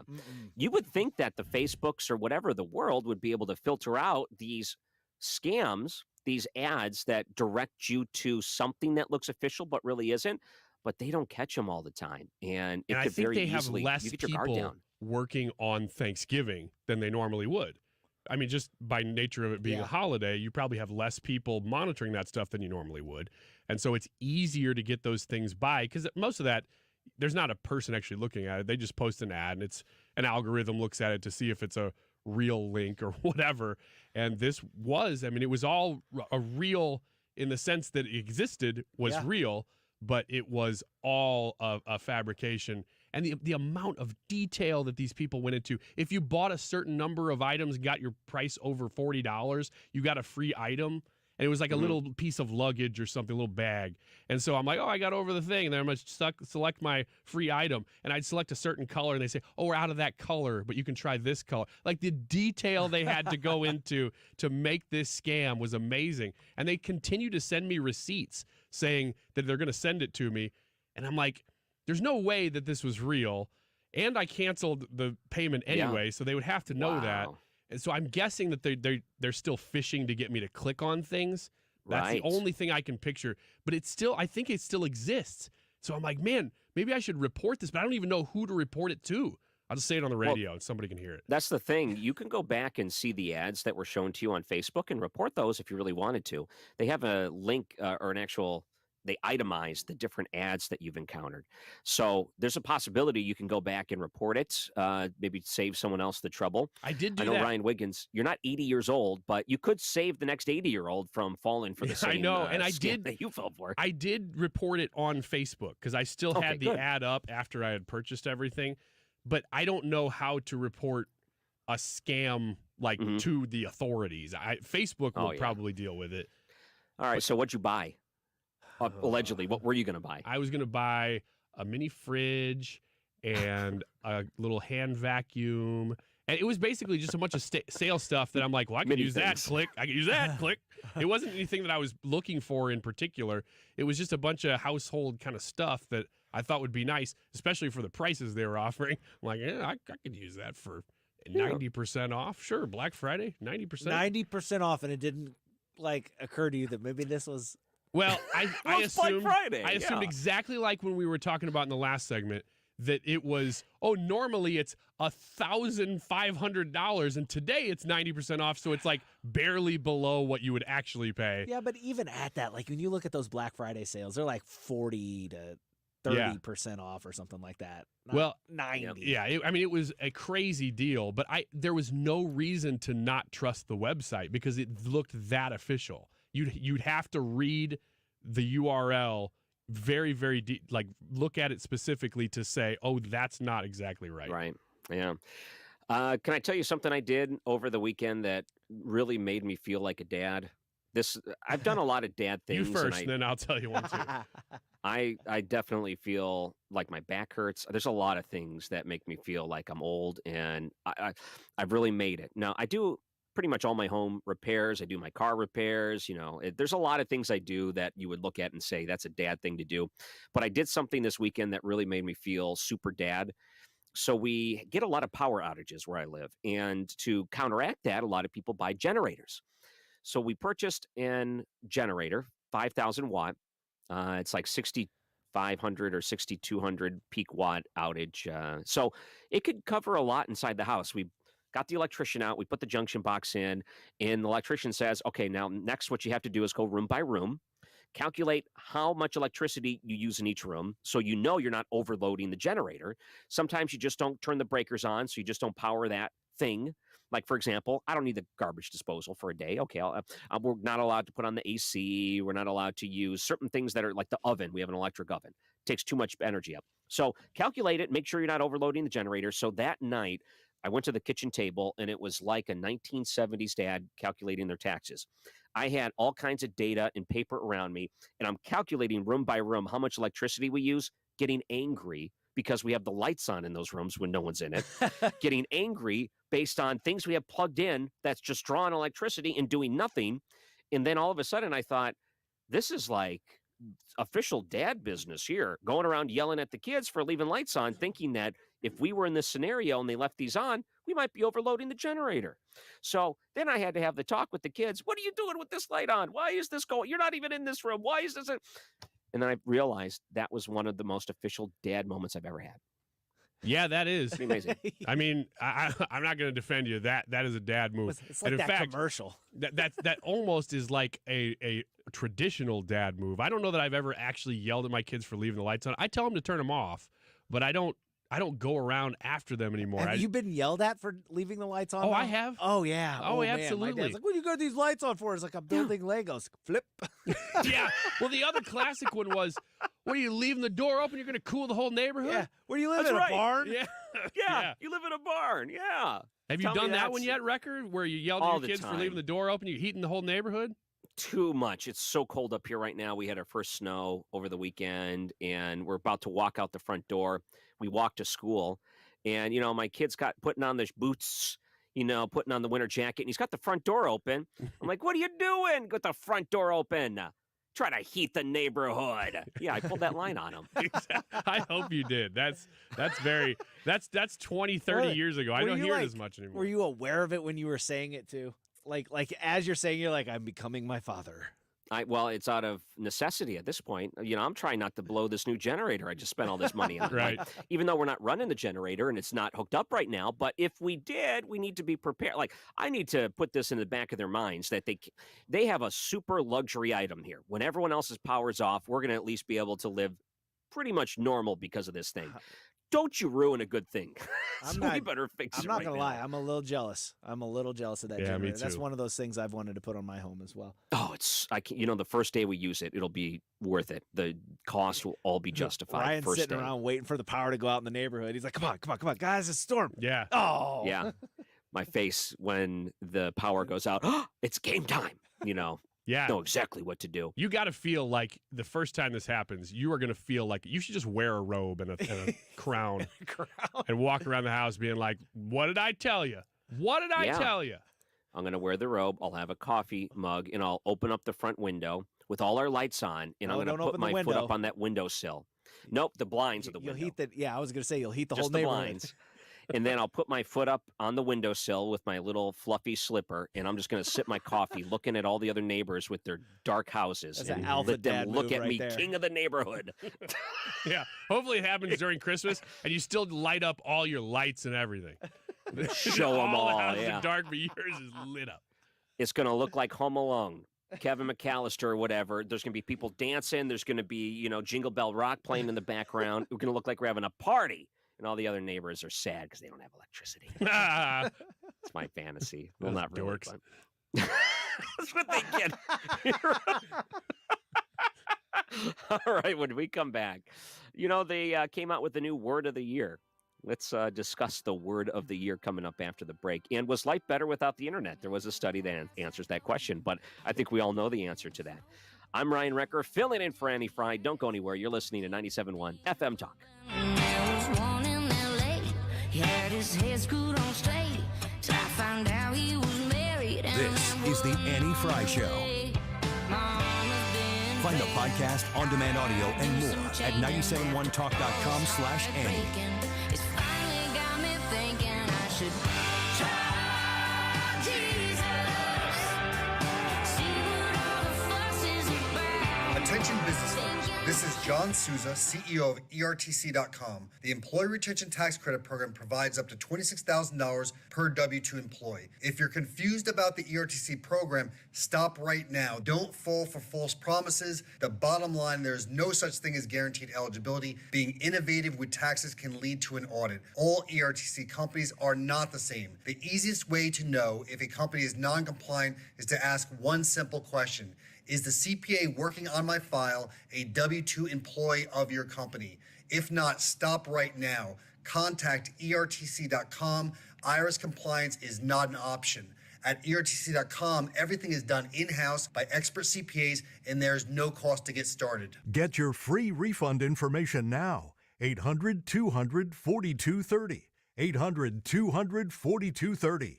800-200-4230. That's 800-200-4230. I'm a pilot, martial artist, mountain biker, hiker. The thing that brings me down is my feet. When my wife finally talked me into going into the Good Feet store, the salesperson there immediately started investing himself in my problem. And now that I wear the inserts all the time, I'm not feeling the pain. They're comfortable to have in, and it's uncomfortable not to feel them in my shoes because I know the positive effect they've had. This is not something that you could solve online. There's got to be somebody there that can help you find that fit. You put in the arch supports and your day becomes better and the clouds go away and it's a good life. Good Feet has saved the day. Call now 314-317-9494 or visit one of our 2 locations on Olive west of I-270 in the Plaza with Subway in Shiloh, Illinois, and at goodfeetstlouis.com. Individual results may vary. Consult your physician for medical conditions. Come in and try the Good Feet feeling today. Enjoy comfort, energy, performance, and pain relief. And Good Feet arch supports are proudly made in the USA. I was having a lot of sinus infections. My sinuses were clogged, pressure, headaches. Linda suffered for years with chronic sinus infections. You don't feel like doing anything. When you feel like your head is completely clogged, all you want to do is just lay down and sleep. And the pressure, it's just not fun, always walking around with a headache. Now, her issues are gone. How? A minimally invasive procedure done in the office of St. Louis Sinus Centers called balloon sinuplasty. I really did not know what it was like to feel like you're really breathing and not being so clogged up. I would do it again in a heartbeat, and I would definitely recommend it for someone else. Do you suffer with chronic sinus infections, facial pain, pressure, congestion? Find out if balloon sinuplasty is the solution for you. Set an appointment today with St. Louis Sinus Centers. Call 314-332-2885. 314-332-2885. That's 314-332-2885. Our goal at Neovitin is to make supporting your nutrition as easy as possible. That's why we created the Neovitin monthly subscription. Just go to neovitin.com, choose your multivitamin, sign up, and we will do the rest. You'll receive your Neovitin multivitamin every month with no long-term obligation. You can pause or cancel at any time, and shipping is free. Each Neovitin multivitamin includes our physician-formulated proprietary blend for nutritional support you won't find anywhere else. Start supporting your nutrition the easy way with Neovitin multivitamins. Sign up for a Neovitin subscription today at neovitin.com. While no child should have to spend the holidays in the hospital, there are many at SSM Health Cardinal Glennon Children's Hospital who will not be able to experience the joy of opening gifts around their tree. Please join 97.1 FM Talk and give the gift of hope and healing to Cardinal Glennon kids and support the Tree of Hope year-end giving campaign. Your gift ensures these brave patients can continue to receive the critical care they need during these challenging times. Thank you for giving at treeofhope.org. You're listening to the Annie Frey Show live from the Air Comfort Service Heating, Cooling, and Insulation Studio. Fall is here. Make sure your furnace is ready to safely heat your home when cold weather arrives. Get in your comfort zone with the heating system check. Visit aircomfortservice.com.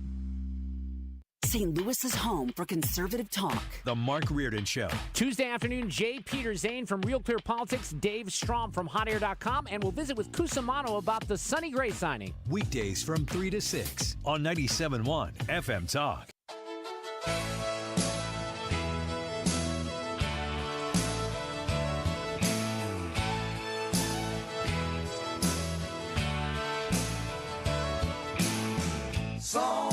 Song of the South. This is the Annie Frey Show. Follow Annie on Instagram at the Annie Frey Show. There ain't nobody looking back again. Did you see that Jimmy Carter showed up for Rosalynn's service in Georgia? I did. Yeah, it's boy. He is. He's 99. Yeah. In hospice care. They have him covered in a blanket. I didn't know that. Yeah, well, he's been in hospice for like 10 months. Oh. He's been in it a long time, but he showed up. Does not look like the Jimmy Carter. Like if you were to show me a picture of this man in the wheelchair, I would not have been able to associate that with Jimmy Carter. Looks a lot different than his traditional look. Well, I don't think he's been seen by the public in a year, probably at least. Who knows what's going on under that blanket? But of course, being married 77 years, what was it? It was a long time, and he's 99 years old.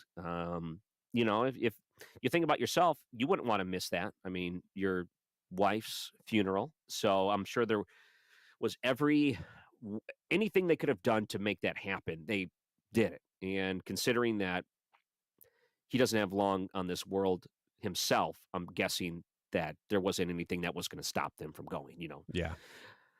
So that's an emotional moment, seeing those photos from earlier today and what's going on with that, being able to say goodbye to his wife. Very emotional. I'm Ryan Recker, filling in for Annie Frey in 97.1 FM Talk. Did you see what the word of the year is by Merriam-Webster? No, I haven't seen it. Authentic. Authentic. Okay.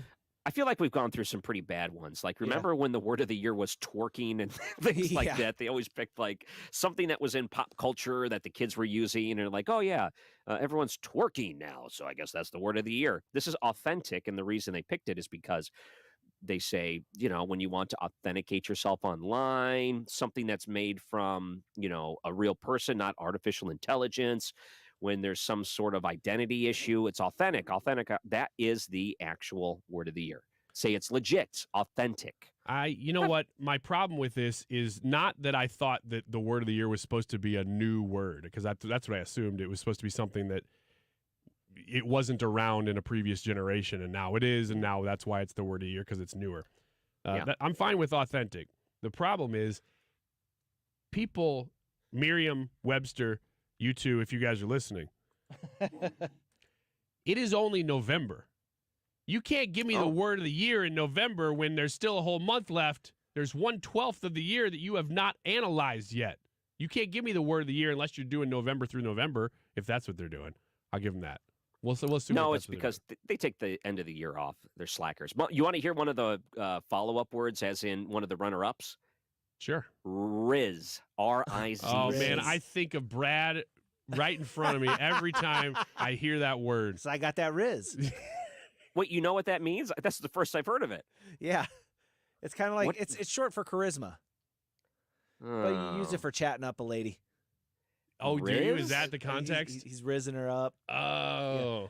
Yeah. All the Gen Z and Alpha out there, they're all just like slapping their foreheads at me saying this. But it's charisma. It's about having that it thing that everybody wants. It's that Riz. That's a weird word. That's and the other runner-up was indict. I am shocked. Okay. Indict. Yeah, like indictment. Another runner-up, deep fake. Deep fake. Pretty good one. What about drip? Was that on there? That's another one that every time I see it, I think of Brad because he uses these words. I got that drip. Like that. Like, wait, so do you have the drip or do you have the Riz? Which one? Both. What is both? drip? Define drip. Drip is fashion. I saw that on an ad when I was in Florida this weekend. It's dripping with style. And it looked like the ad was about 3 years old and kind of faded. And I still wanted to take a picture. Yeah, and drip send it is to you. old. I don't think anybody really uses it anymore. Okay. If I were to look up some of the new slang and say the words without knowing what they are, Anymore, it could be 50-50. It could be something dirty that kids use today in a dirty way, or it could be something totally innocent like charisma. I would have no idea. Yeah, right. Because if you say drip, I'd be like, oh, that guy has prostate issues. But no, it's fashion. You have good fashion if you have drip. It's like your nose is running, so you need a handkerchief.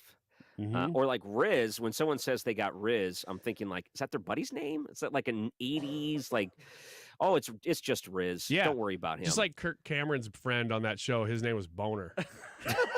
At the time, you're like, oh, that's cool. Now you're like, no, I don't think they would do that now. Oh, you've been waiting to use that one. Isn't Rizzo the that's name pretty of the rat on the Muppets? Maybe. Is Riz, isn't it? And it's the friend in Rizzo. Greece. Is it? Yeah, Riz. Yeah. Something. There was a story in the Atlantic that asked the question, is life better without the internet? So if you think back, I feel lucky because at least part of my childhood involved no internet.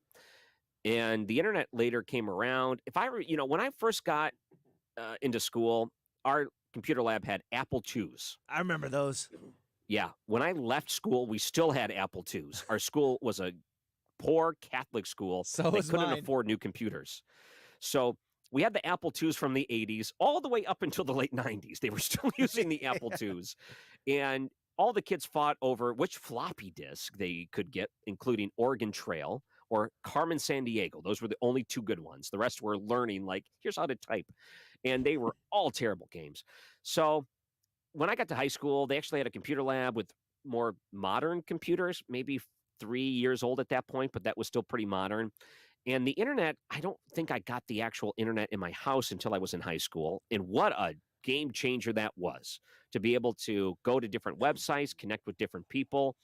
The endless possibilities of the way your house was now connected to the world was something that was just eye-opening to a kid. But a lot of my childhood memories were before internet. And even before cell phone was in everyone's pocket. So you had to be actually sitting in front of a computer to do this and dedicate your time to that. But there was a lot more tempting things to do, as in go play with your friends, go hang out with your friends, go play sports, go do whatever else in the world. And the computer was just there when you're home and bored and it was, nothing else to do. Now it's the complete opposite. Everyone's so addicted to these things and drawn to them. It is a time suck. And they cannot pry themselves away with it, even with incentives, because that's all they want to do. It's such a psychological thing that they have chained themselves to. So the question was asked, is life really better with the internet or without? And most people agree life would be better without the internet.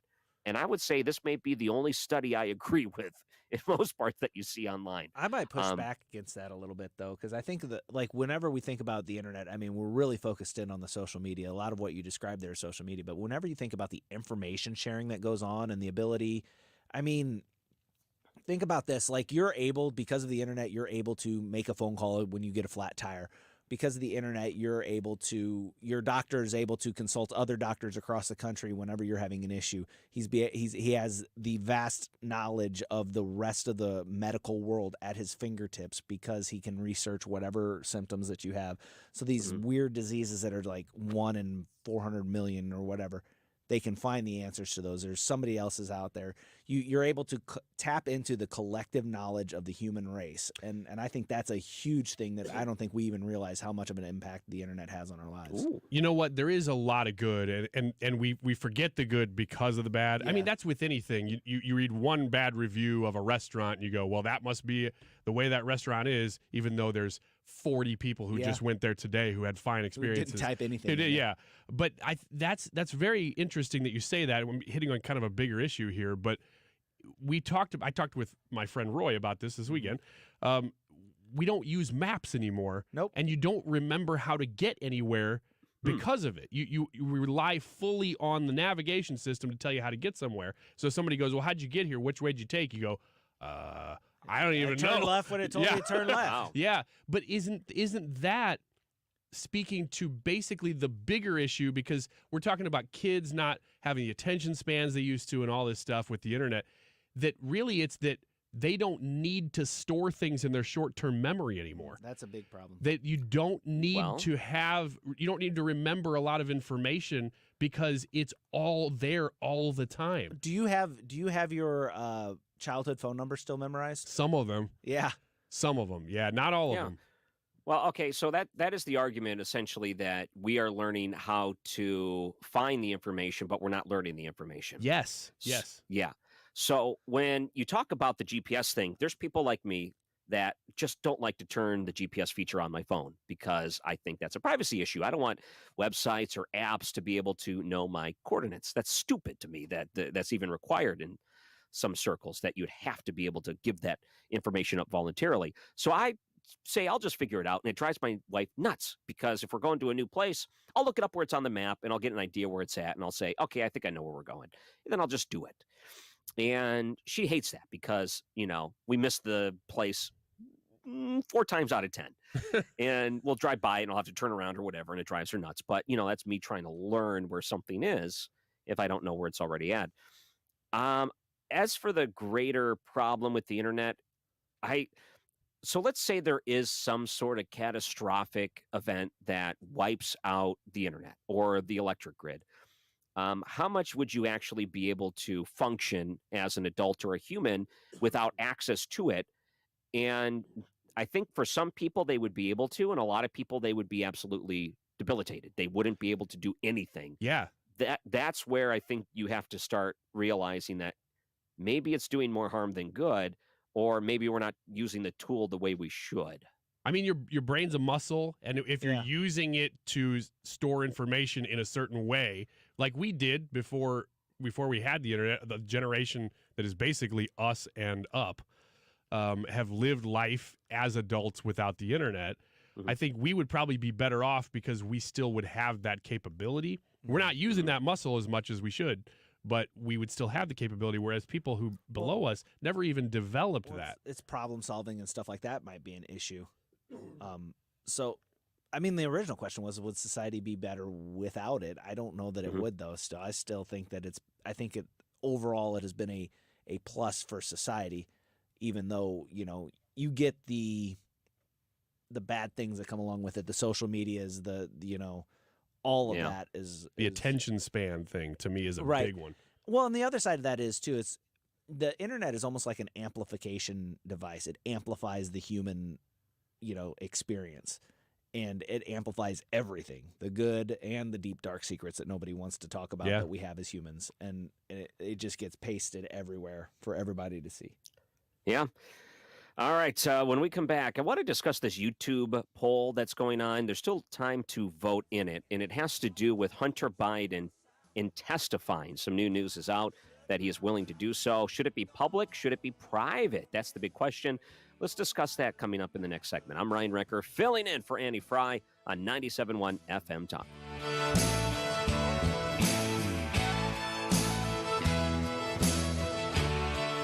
The Annie Frey Show is streaming online. Watch us live on YouTube and subscribe. The Bagel Loan is at Stewart's American Mortgage and only at Stewart's American Mortgage. If you're looking to get a mortgage and you want to make sure you're getting the best deal possible, Stewie is your friend and he will walk you through the whole process to make sure that you are taken care of, that this huge investment that you're going to make, your mortgage, is going to be the best financial situation for you. This is what you need to do to contact Stewie. You're going to tell him that Annie sent you when you call him or text him at 314-324-4440. That's 314-324-4440. Stewie will walk you through the process of how using a bagel loan, only at Stewart's American Mortgage, is going to make it so you don't pay anything in closing costs. Yes, the deal is that good. I have refinanced twice. I am a customer of the bagel loan, and it's legit. It's real. Save money on no closing costs, get the lowest rate available to you, and do it all through Stewie at Stewart's American Mortgage. Call him or text him at 314-324-4440. That's 314-324-4440. Google the Bagel Loan, NMLS number 2267115. Are your health insurance premiums making you sick? Did you go with one of those high-deductible, limited network Obama plans? Well, you're not stuck with it. Or did you go with a health plan outside of the marketplace that's costing you an arm and a leg? There are better options. Kim Kiefer at H&L Agency offers plans where you only meet a deductible if you go into a hospital. You pick your doctors, and it's 30 to 60% lower than most other plans. If you pay for your own health insurance, you're uninsured, you're on COBRA, or your employer coverage is just too expensive, you need to talk to an expert like Kim Kiefer. Call 800-975-2841. That's 800-975-2841. or go to handlagency.org. And is spelled out. That's HANDL agency.org. Kim can customize a plan chosen and managed by you, not the government. Again, call Kim at 800-975-2841. That's 800-975-2841. To have a roof over your head, a nice roof over your head, is very important. That's Rick talking about his experience with Rhino Shield ceramic coating. We got Rhino Shield 18 years ago, and they were very cooperative on getting us the right paint. They were in and out and done in no time. Once it was finished, looked great. We were very happy with it. The main reason Rick called Rhino Shield is because it's backed by a 25-year transferable warranty. We've watched a lot of people get their house painted 3 or 4 times, and we haven't had to do any of it. I don't know about you guys, but I don't want to have to paint it every 5-7 years. Take a tip from Rick and put down the paintbrush and call Rhino Shield for your free evaluation. 877-25-RHINO. 877-25-RHINO. Or visit 877-25rhino.com. We got Rhino Shield 18 years ago. Financially makes sense, especially if it's going to last like this did. Still looks great. Call now. 877-25-RHINO or 877-25rhino.com. Don't paint, don't Rhino, go Rhino Shield. Never paint your house again. Rhino Shield.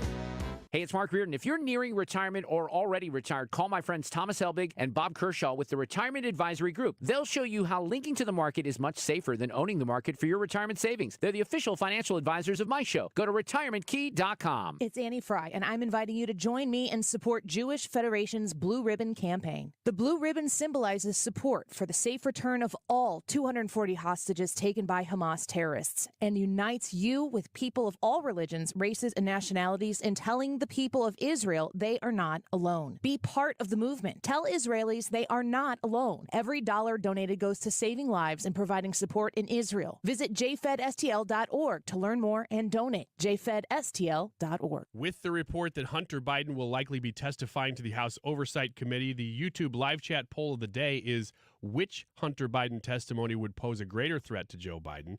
Closed doors or a public hearing that we could all see happening on TV or on the radio? Let us know which one you think would pose a greater threat to Joe Biden, closed doors or public hearing.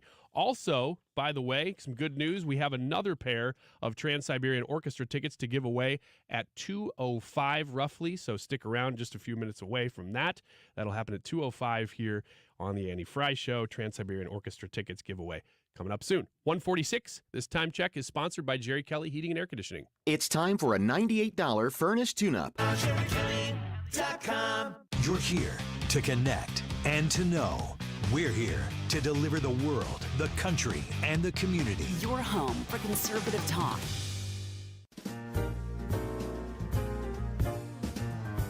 This is the Annie Frey Show. Oh, the weather outside is frightful, but the fire is so delightful. Follow Annie on Twitter at Annie Frey Show.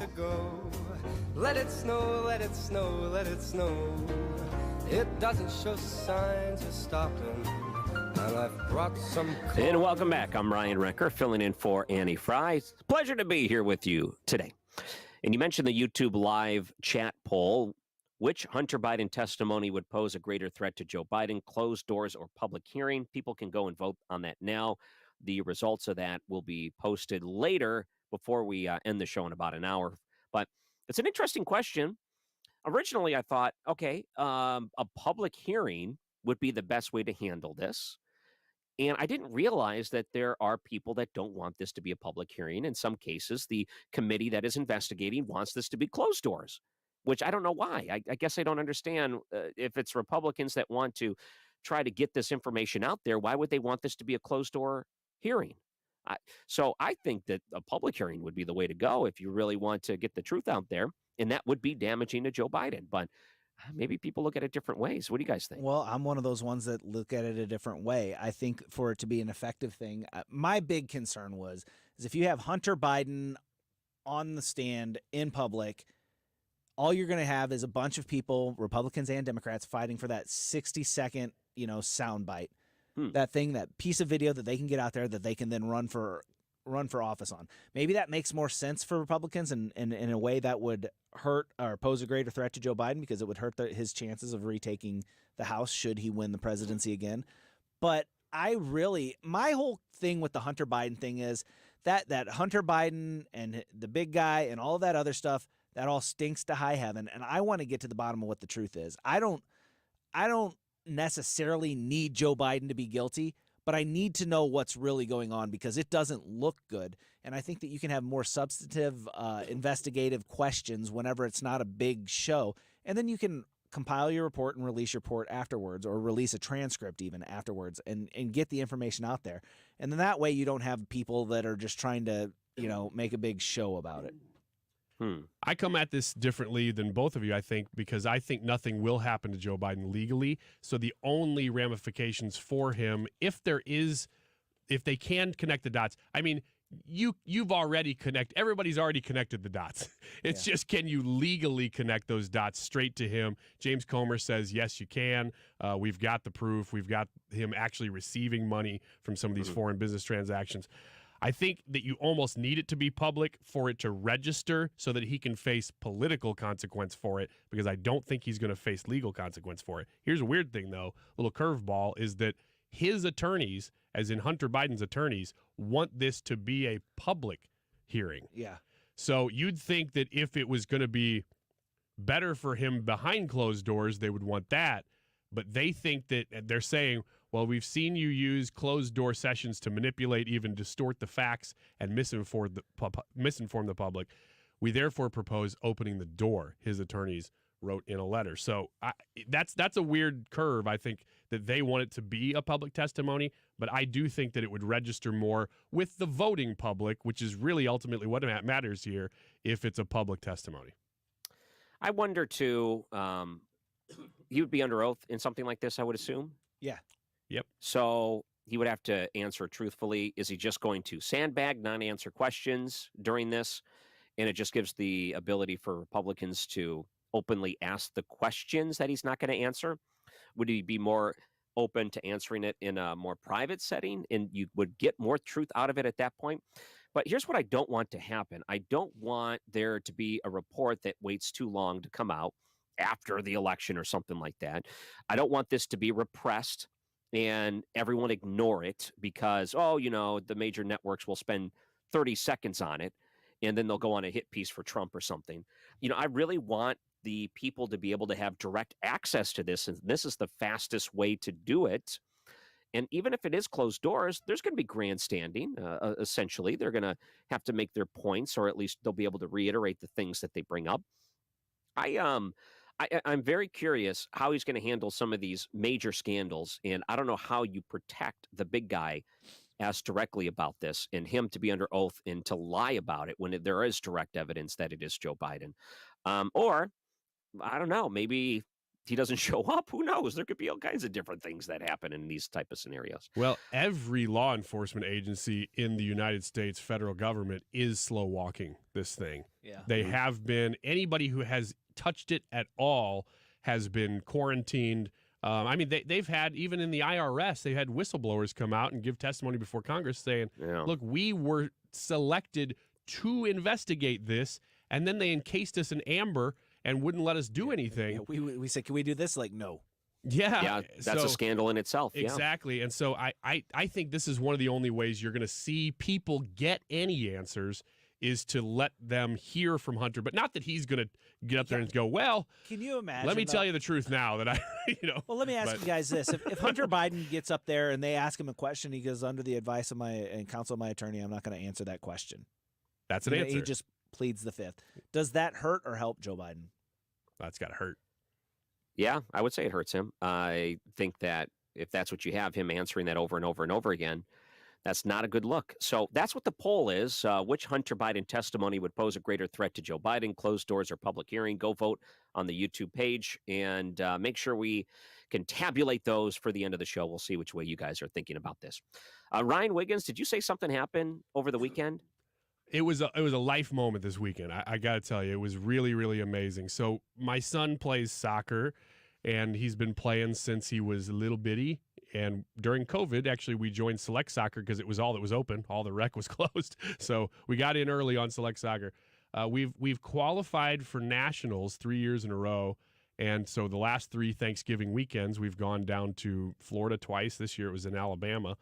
and we traveled down for the national tournaments in these 3v3s. And we've never won a postseason game before. So you get down there and you go, oh, man, we thought we were pretty good. And then you face national talent. And you go, okay, well. The old eyes are open. This year, we got into the postseason game. So Saturday's kind of the seeding day. And then Sunday you get into the actual bracket for the medals and everything. And they won their first game. And then they won the second game. Ooh. And then they won the third game. And my son scored the tying goal in that game. And then we went ahead, or the go-ahead goal, sorry. And in the championship game on Sunday, we all were beside ourselves because we thought, well, if we could win a postseason game or just a game, like that would be better than the past, And now here we are. We're in the championship game this weekend and down 0-3 at half. And my son, thankfully, he got to score the first goal. And then a different kid scored the second goal named Walker.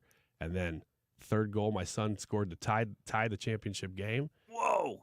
Win to sudden death overtime, which apparently they call golden goal now. Yeah. In soccer, you don't say sudden don't death say anymore, sudden death. I guess. I don't know. And so golden goal overtime, and we won.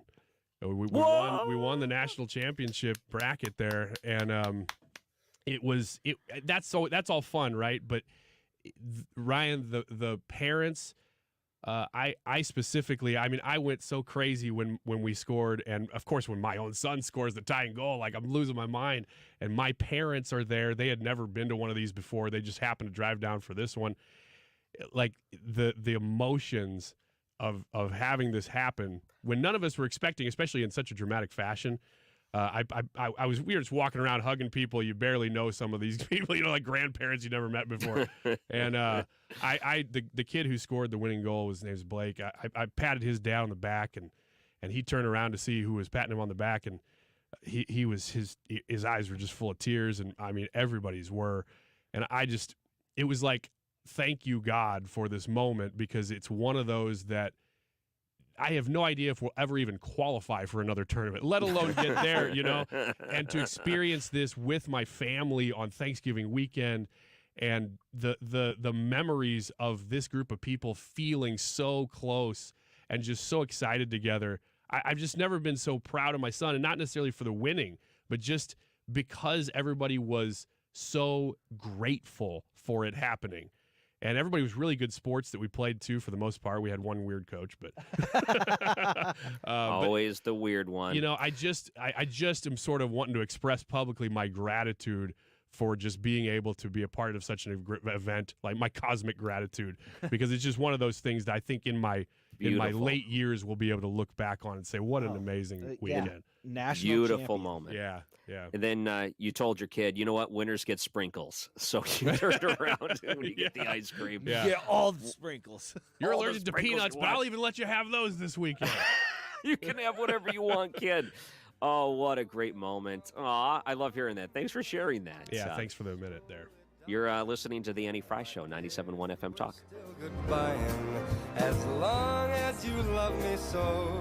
A reminder that saving on your groceries every time you shop is easy to do at Ruler Foods. If you haven't found the Ruler Foods closest to you, go online to rulerfoods.com, put in your zip code, and you'll see all the locations in the bi-state area. A reminder that we are going to be having a food drive at the St. Charles Ruler Foods on, I believe, December 13th, and we want you to come out and join us. We'll be broadcasting live noon to 3. Come shop and donate a canned good and tell us hello. We would love to see you. If you're looking to save on groceries for yourself right now, you can still save on Kroger Idaho potatoes, 5-pound bag, or Kroger yellow onions, 3-pound bag, $1.99 each. Kroger 80% lean ground beef sold in 3-pound rolls, $3.99 a pound, and they have Heritage Farm Fresh chicken leg quarters sold in a 10-pound bag, 49 cents a pound. And don't forget, Jack's Pizza is 2 for $6. I need to go get some for my family tonight. If you're looking to save on your grocery bill, shop where the Frey family shops. Shop at Ruler Foods. Find the Ruler Foods closest to you by visiting them online at rulerfoods.com. Mark Cox here. Selecting the right real estate agent to sell your home is the single most important factor when selling a house.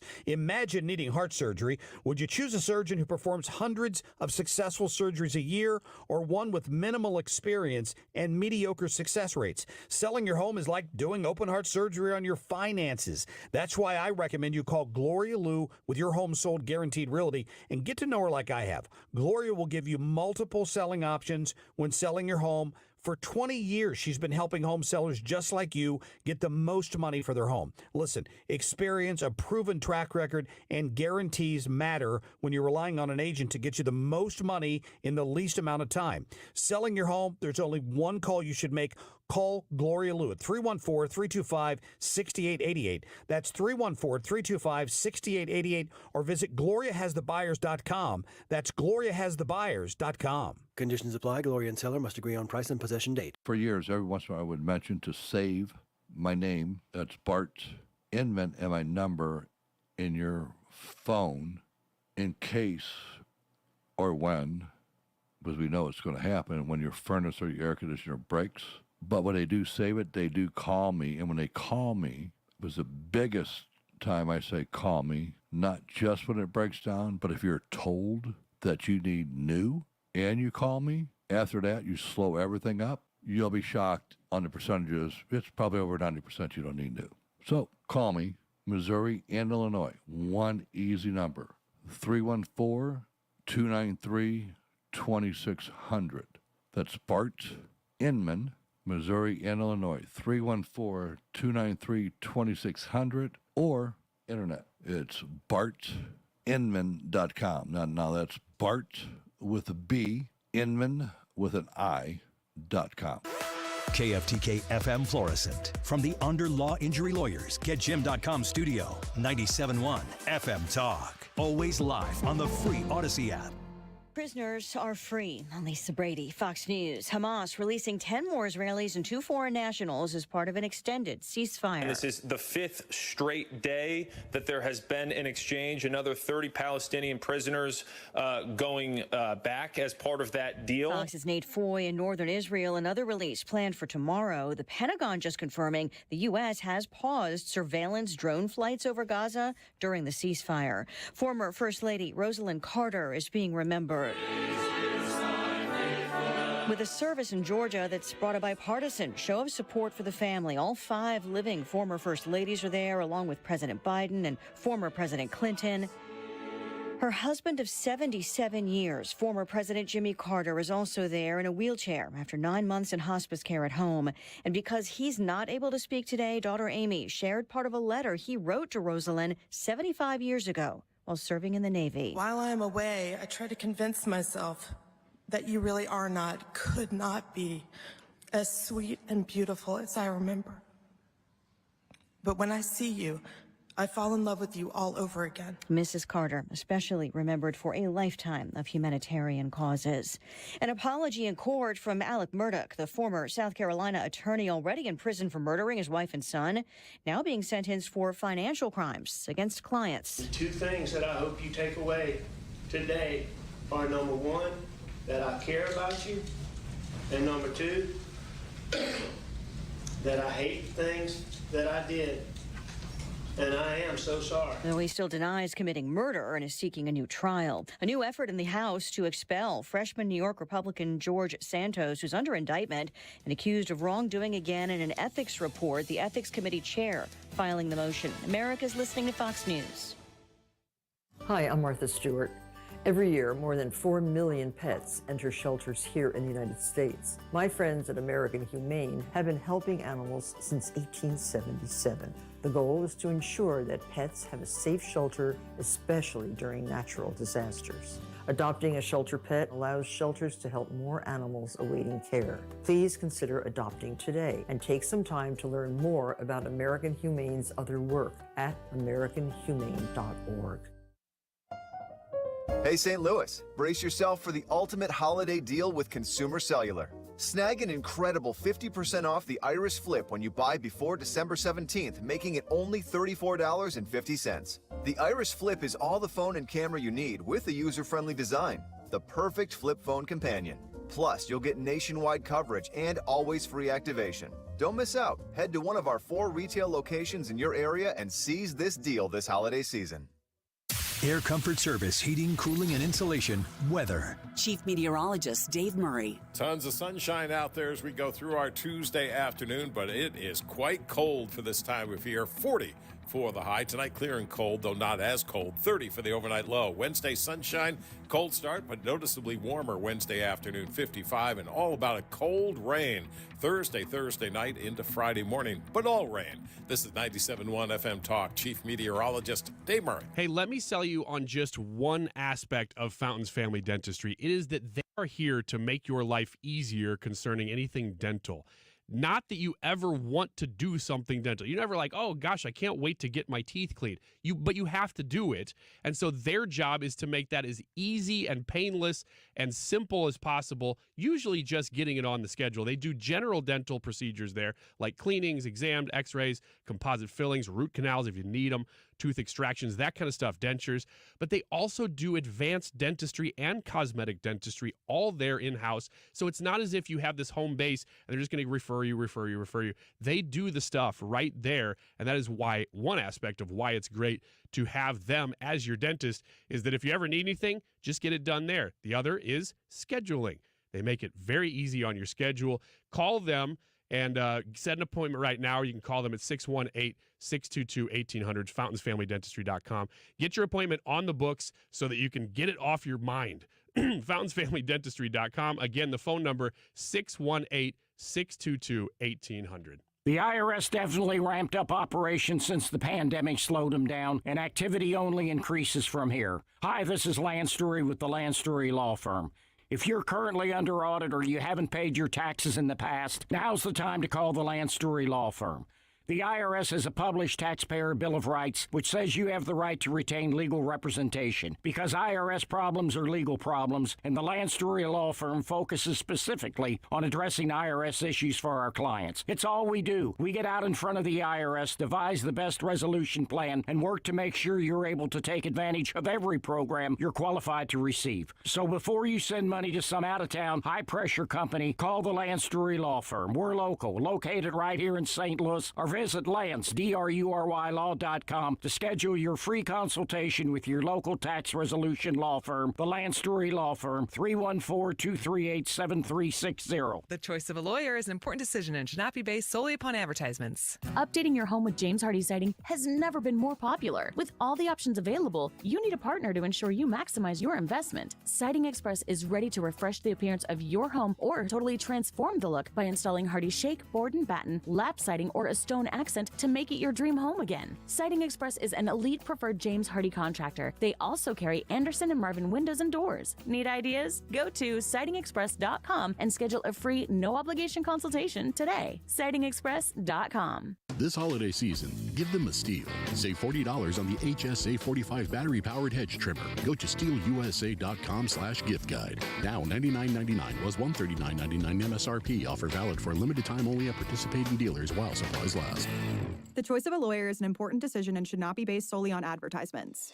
STL Today is named Under Law 2023's best St. Louis law firm. We'll continue to make a difference, one case at a time. When you're injured, call Onder Law at 314 or 618-9000000. Hey, congratulations to Jeff from Kirkwood for winning our last pair of TSO tickets, but we're about to give another pair away here on the Annie Frey Show. If you want to win Trans-Siberian Orchestra tickets for the show on December 17th at 2:30, call right now, 314-241-9797. Be the 9th caller at 314-241-9797, and you will win a pair of tickets to the December 17th show at Enterprise Center. That's Trans-Siberian Orchestra at 2:30. We will let you know who wins here right after the break. Information with perspective on St. Louis's home for conservative talk.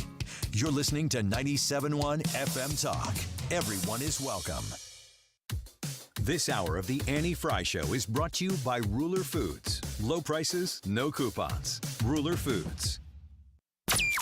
That is exactly what I needed to hear. Thank God someone here knows what they're talking about. That's us. That's right. Gotta love this American ride. All right, you need to take the time and get the full picture.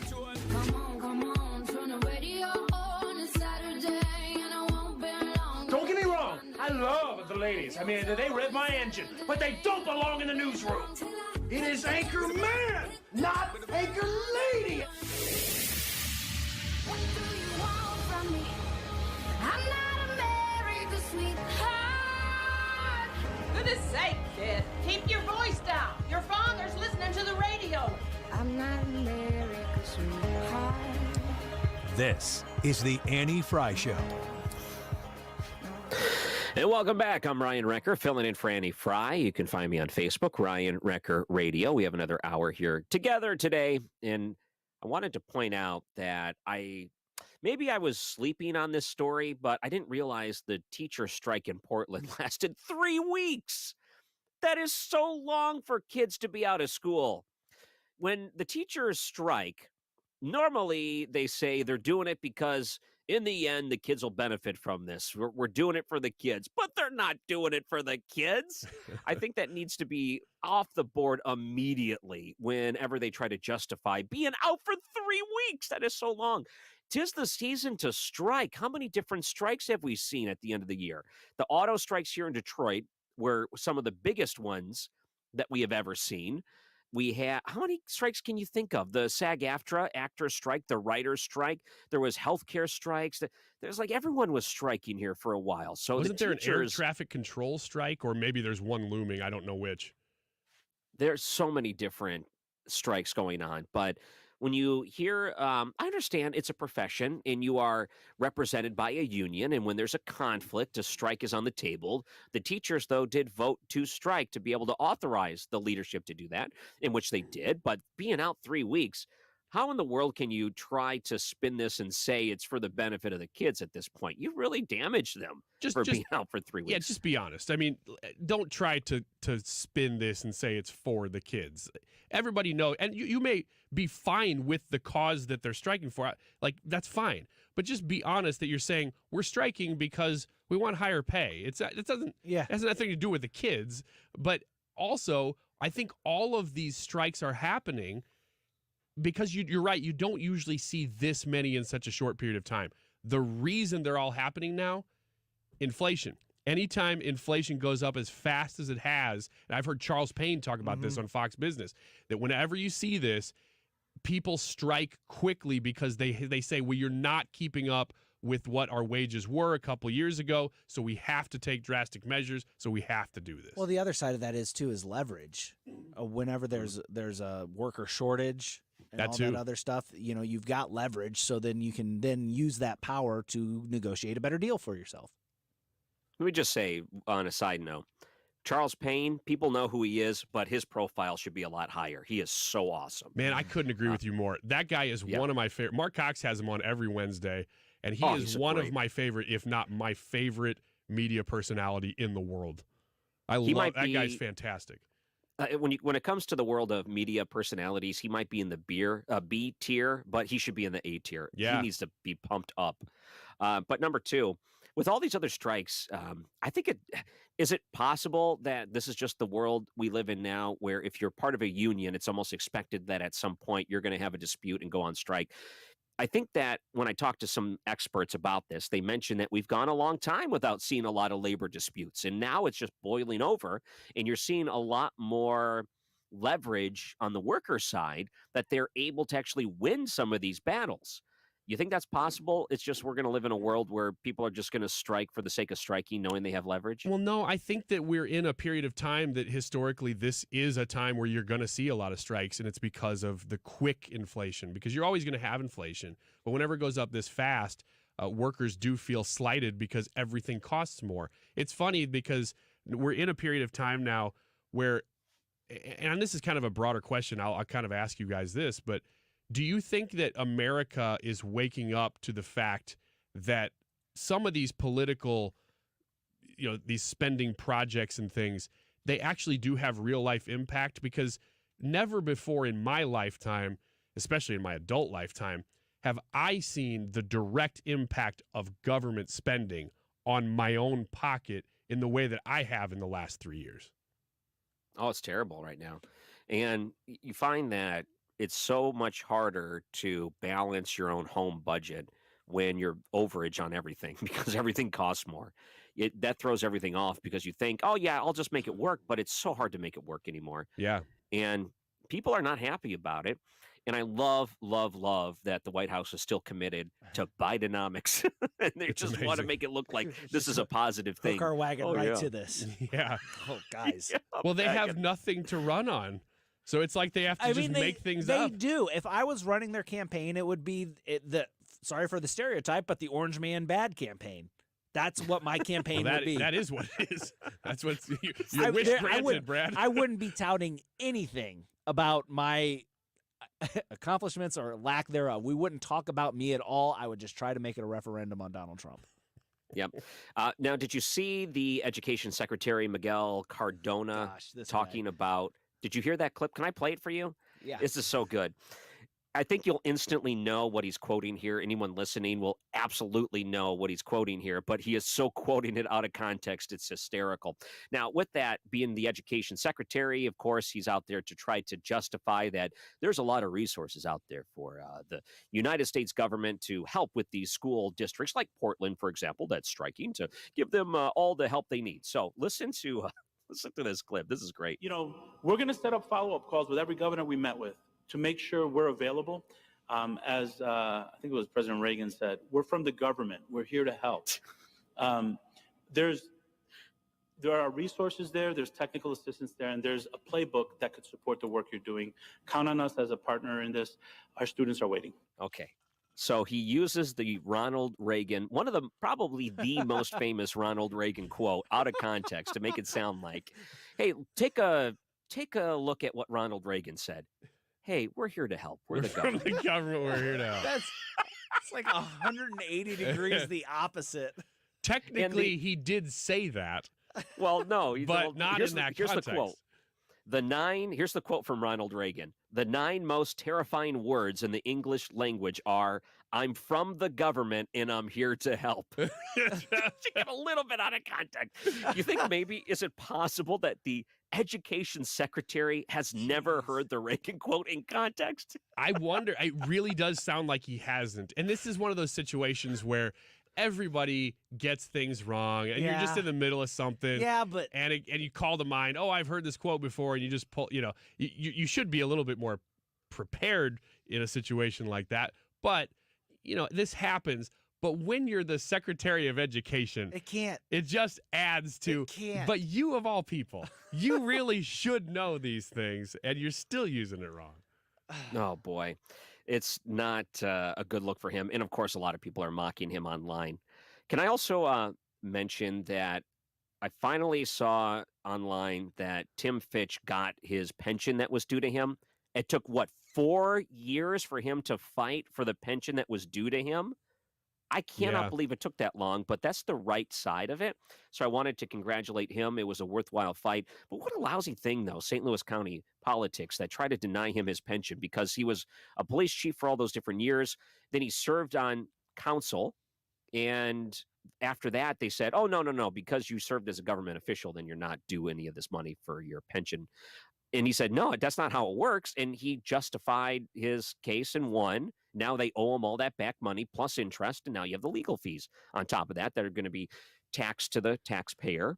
And I just want to say, this is so stupid they challenged this to begin with. It's absolutely absurd they challenged that. Yeah, from what I read about this, and again, I was gone this weekend, but I was still actually following it more than I normally do on vacation. But I was following this one a little bit because it's such a local story, and it cost taxpayers, estimates are about $300,000 in lawsuits that were completely unnecessary just because Sam Page and Tim Fitch don't get along, and Sam Page decided to fight Tim Fitch on this pension thing. Well, what did you end up saving? Like, were you doing it because of the nobility of the office? I don't get what you're trying to accomplish for Sam Page. If he was trying to save the money from Tim Fitch, then he ended up spending more than that. He wasn't trying to save the money from Tim Fitch. He was trying to deny Tim Fitch the money is what he was trying to do. Yeah. And basically the game is, and this is always the game, the government is playing with house money, so they don't have to deal the cost. But Tim Fitch, in fighting for what is rightfully his, he's having to pay his lawyer fees out of pocket. And I think what Sam Page's strategy was is maybe I can make this too expensive for him to fight and get. That's disgusting. It's and we're disgusting, seeing it all on a national stage, but when you boil it down, because this is what they're doing to Trump over and over and over and over in so many different circumstances. But they're doing it to all kinds of people, not just Trump. They're doing it to all kinds of people now. This is a strategy. And now Sam Page, this is St. Louis County. This isn't big federal money. This is little bitty St. Louis County doing this with real taxpayer money that they could actually feel from this. And will there be political consequences? Probably not. And that's why he's getting away with doing it. Yeah, so he was, in some context here, 30 years police chief, 30, something like that. It's a long time. So after he retires from that, he's due a pension that would come with that position. So he takes on a part-time position in the St. Louis County as a councilman. And his argument was that, okay, it's part-time and it's an elected official. It's not a full-time job that would disqualify me from collecting my pension. And he's absolutely 100% right. So, yes, you are 100% right to also say that the people that were trying to pull this on him were essentially saying that in order for you to collect this money that's due to you, you're going to have to leave council. One of the only Republicans on the board that are elected officials. And we don't like that you challenge us or challenge Sam Page. He doesn't like it. So you know what? We're going to do everything we can to try to force you out so you can live, on the money that you're guaranteed to begin with, which is absolutely ridiculous to try to pull that. Luckily, Tim Fitch didn't flinch. That's not really a pun, but he continued to fight it and he won. He stayed on the council as long as he did. And now he gets all this money. And his lawyers come out, and rightfully so, saying this is what your government did. You lost, what, $300,000 or something, they said roughly? Yeah. You lost because of this lawsuit the county put up that was kind of bogus to begin with. Go ahead. Thank Sam Page for losing more of your taxpayer money on top of all the other money that's already been lost. Was Tim Fitch the one that led the charge against Sam Page? Because Sam Page was an anesthesiologist that said he was... Oh, yeah. Was Tim Fitch the one that led that charge on that one? Sure. I mean, he actually was investigating. Sure. Yeah. And part of the investigation was, okay, he said, I've talked to Tim Fitch about this a lot. And, I'm going to have to mention that I've been out of market for a little while. So I don't know if there's a lot of developments. But when I was there, and if I remember correctly, he was also taking testimony from people that saw him working when he said he wasn't working, being able to have a side job when you're not allowed to have a side job according to the charter in the county. A lot of that was disputed, of course, but now I don't think Sam Page is doing a good job. He never did a good job. In fact, he was splitting his time between two different jobs. He wasn't showing up to council meetings. He wasn't having any accountability to the taxpayers. And Tim Fitch took exception to that, which most people should. Because if you're someone that has a full-time job like that, and it says specifically in the charter that you give all of your time to this job, and you actually don't, you give your time to another job as an anesthesiologist and lie to people about it, then that is a problem. So he was leading that charge to investigate it. I don't know if anything ever came from it in the last year, honestly, because once I left the market, I started paying attention to other things. This is nasty retribution politics. Yeah. And like you said, Brad, it's using house money that he has no accountability for. And the only accountability would be through voters. Well, voters have got to realize with this particular case, because like I said, when it's a big federal money or it's a state like Georgia going after somebody, you're not, as an individual, probably going to notice that, they spent $1 million here or there. But when you're in the county and you can say, my hometown didn't get this little beautification project because they just didn't have an extra $300,000. We didn't fix these potholes. Whatever it is, like that stuff's real when it gets down to this level. Well, the thing about it is too, and it's like if you stop and think about this, if and this is just speculation, if Sam Page was mad because Tim Fitch went after him for being an anesthesiologist, well, he knew he wasn't supposed to be doing it, and then he turns around and then goes after Tim Fitch's income. Do you really want that kind of person in a leadership and power position? Like the kind of person that's so manipulative that not only is he frustrated because he wasn't following the rules, somebody called him on it, that he would then in turn use the power of government to go after his enemy. Yeah. Isn't this exactly at your cost? Isn't this exactly what they say Donald Trump will do if he gets reelected? And they're in office right now as we speak doing the same thing. That's a fascinating point. you go after my income, I'm going to go after yours, meaning that he shouldn't have had that job to begin with, Sam Page being the person that shouldn't have had the side job and the full-time position as in the county. But then once that is challenged or looked at as being challenged because it broke the charter, then, yeah, I'll go after yours next for leading the charge. That's a really interesting retaliation. I think you can draw that conclusion and say that could have been part of the motivation, mostly because I don't trust Sam Page farther than I can throw him. Is that the phrase? And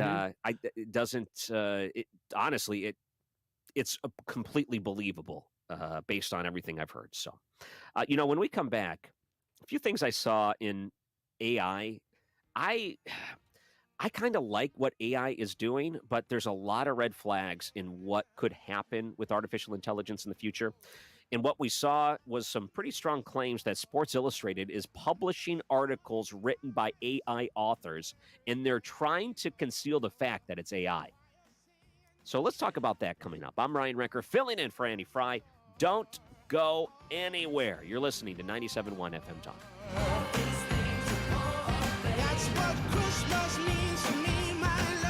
This is the Annie Frey Show. Follow Annie on Twitter at Annie Frey Show. Slim 180 is the place to go to lose the weight and lose it for good. If you go online to myslim180.com, you can register for a free consultation. That's myslim180.com. And as the holiday season is upon us and you've been thinking about those FSA dollars that are sitting there that need to be used and you're not sure where you're going to use them, invest them back into yourself. Get a gift certificate from Slim 180. Invest in the semaglutide or the tirzepatide injections that can help you lose the weight. When I have been with Slim 180, I have followed their plan and I was able to drop a lot of weight over the course of time. My go-to when I was getting rid of the baby weight, Slim 180 guided me through it. They provide you the counseling that you need and the products that you need to help you have success along the way. And when you get your semaglutide or tirzepatide from Slim 180, you're going to pay a lot less that the pharmacy is going to charge you for. You're going to get a great deal when you go to Slim 180. Register for a free consultation and mention the Annie Frey Show to save when you get your plan taken care of. myslim180.com. It's football season, and the NFL is in full effect on the free Odyssey app. We're heading into the final stretch of the regular season, and the playoff picture is starting to come into focus. Whatever team you're rooting for, the free Odyssey app has you covered with the local talk and your team's podcasts. Plus, listen to play-by-play of every Sunday night, Monday night, and Thursday night game from Westwood One. If you're looking for the NFL, it's all on the free Odyssey app. Download it today and search for your favorite team. That's AUDACY. Hi, it's Guy from the Good Feet store. Listen, if you've been suffering with knee, hip, or back pain, I've got news for you. The problem may be right under your nose. I'm talking about your feet. Think about it. Your whole body is supported by your feet, right? So if they're out of alignment, that could cause issues, not just in your feet, but your knees, hips, even your back. The Good Feet system helps put your feet in your ideal position. Once you do that, everything from there on up just might work better. I'm sure you've been frustrated trying all kinds of things to relieve a foot, knee, back, or hip pain, but maybe the solution was right in front of you the whole time at the Good Feet store. Just stop in and meet with one of our specialists who will personally fit you with the perfect arch support system. They'll let you walk around, try it for free, then you decide if they work for you before you buy. How great is that? Call 314-317-9494 or visit one of our 2 locations in Creve Coeur and Shiloh, Illinois, and at goodfeetstlouis.com. Find what you've been missing at the Good Feet store. Some days I cover up because of my moderate to severe plaque psoriasis. Now I'm hitting the road with clearer skin thanks to Skyrizi, Risankizumab Riza, a prescription-only 150 milligram injection for adults who are candidates for systemic or phototherapy. With Skyrizi, 3 out of 4 people achieved 90% clearer skin at 4 months. And Skyrizi is just 4 doses a year after 2 starter doses. Don't use if allergic to Skyrizi. Serious allergic reactions and an increased risk of infections or a lower ability to fight them may occur. Before treatment, your doctor should check for infection and tuberculosis. Tell your doctor if you have an infection or symptoms such as fever, sweats, chills, muscle aches, or cough, or if you plan to or recently received a vaccine. Thanks to Skyrizi, there's nothing on my skin, and that means everything. Ask your doctor today about Skyrizi, the #1 dermatologist-prescribed biologic in psoriasis. And visit skyrizi.com or call 1-866-SKY-RIZZI to learn more. Mark Cox here for Hampton Manor of Wentzville, the area's newest senior living community, just off Highway 70 north of the Lake St. Louis exit and across from SSM St. Joseph Hospital. This is resort-style living without the resort-style price, a single-story community in a brand-new building, easily accessible, and run by a man whose motto is, it's their turn to be spoiled. Check out Hampton Manor of Wentzville at wentzvilleassistedliving.com. You're listening to the Annie Frey Show live from the Air Comfort Service Heating, Cooling, and Insulation Studio. Save up to $3,500 with double carrier cool cash rebates on a qualifying high-efficiency furnace or HVAC system. For details, get into your comfort zone, aircomfortservice.com. 97.1 and thousands of music options, plus millions of podcasts are all on the free Odyssey app. Download the app or tell your smart speaker to play 97.1 and it comes up automatically. 97.1 FM Talk.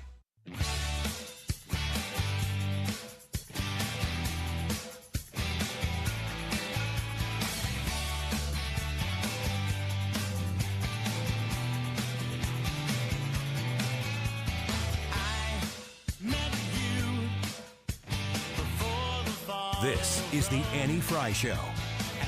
Interact with Annie on Facebook. The Annie Frey Show.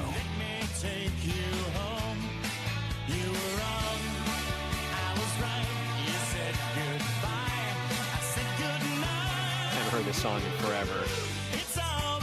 You know what's really Whatever happened to these guys? Anyway. I don't know. I think they still tour. I don't know that they're making a Do lot they? of yeah, I don't know what they're doing as far as new music goes.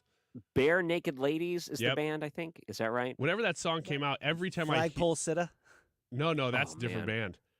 Yeah, that's a different band. I'll tell you what, that was a jam. Whew. But that song, when it came out, I can't ever hear it without thinking, oddly, of my friend, Dr. Ty Parker from Fountains Family Dentistry, who, when I first heard it, I go, oh, that's kind of a catchy song. He goes, sounds like a Pepsi ad. I'm like, actually, it kind of does sound like it's an ad for, well, it's all been done except for Pepsi, the choice of a new generation. Oh, that's hilarious. That's good. Did you see Next Generation? Yeah. You see, Sports Illustrated was called out for having fake writers with fake stories made by AI and not disclosing it. This is starting to turn into a pretty big scandal. So they found on their website there was a dude by the name of Drew. His name, Drew Ortiz. And they look at the picture and they said, well, that's a pretty suspicious looking headshot there. And they analyzed it and they realized that this was probably made through one of these picture generators that AI, artificial intelligence, They even could create these generated pictures. the author's profile picture? Oh, yeah. And you read the profile itself and it reads like a artificial intelligence bot would write a profile. That's amazing. Oh my gosh. So then they say, okay, this is kind of strange. I guess this author is using some sort of, cover because they don't want to be identified on the website. Maybe it's a privacy issue. Maybe it's just some lowly staffer that they don't want to give credit to or properly pay. So then they started reading the articles, and the articles read like an artificial intelligence would pop out, that type of data. So they questioned Sports Illustrated about this, and they said, hey, do you have like AI writing some of your sports articles? You know what Sports Illustrated did? They took it all down. They deleted everything. So what do you think that said? And then they said, no. No. I don't know what you're talking about. Yeah.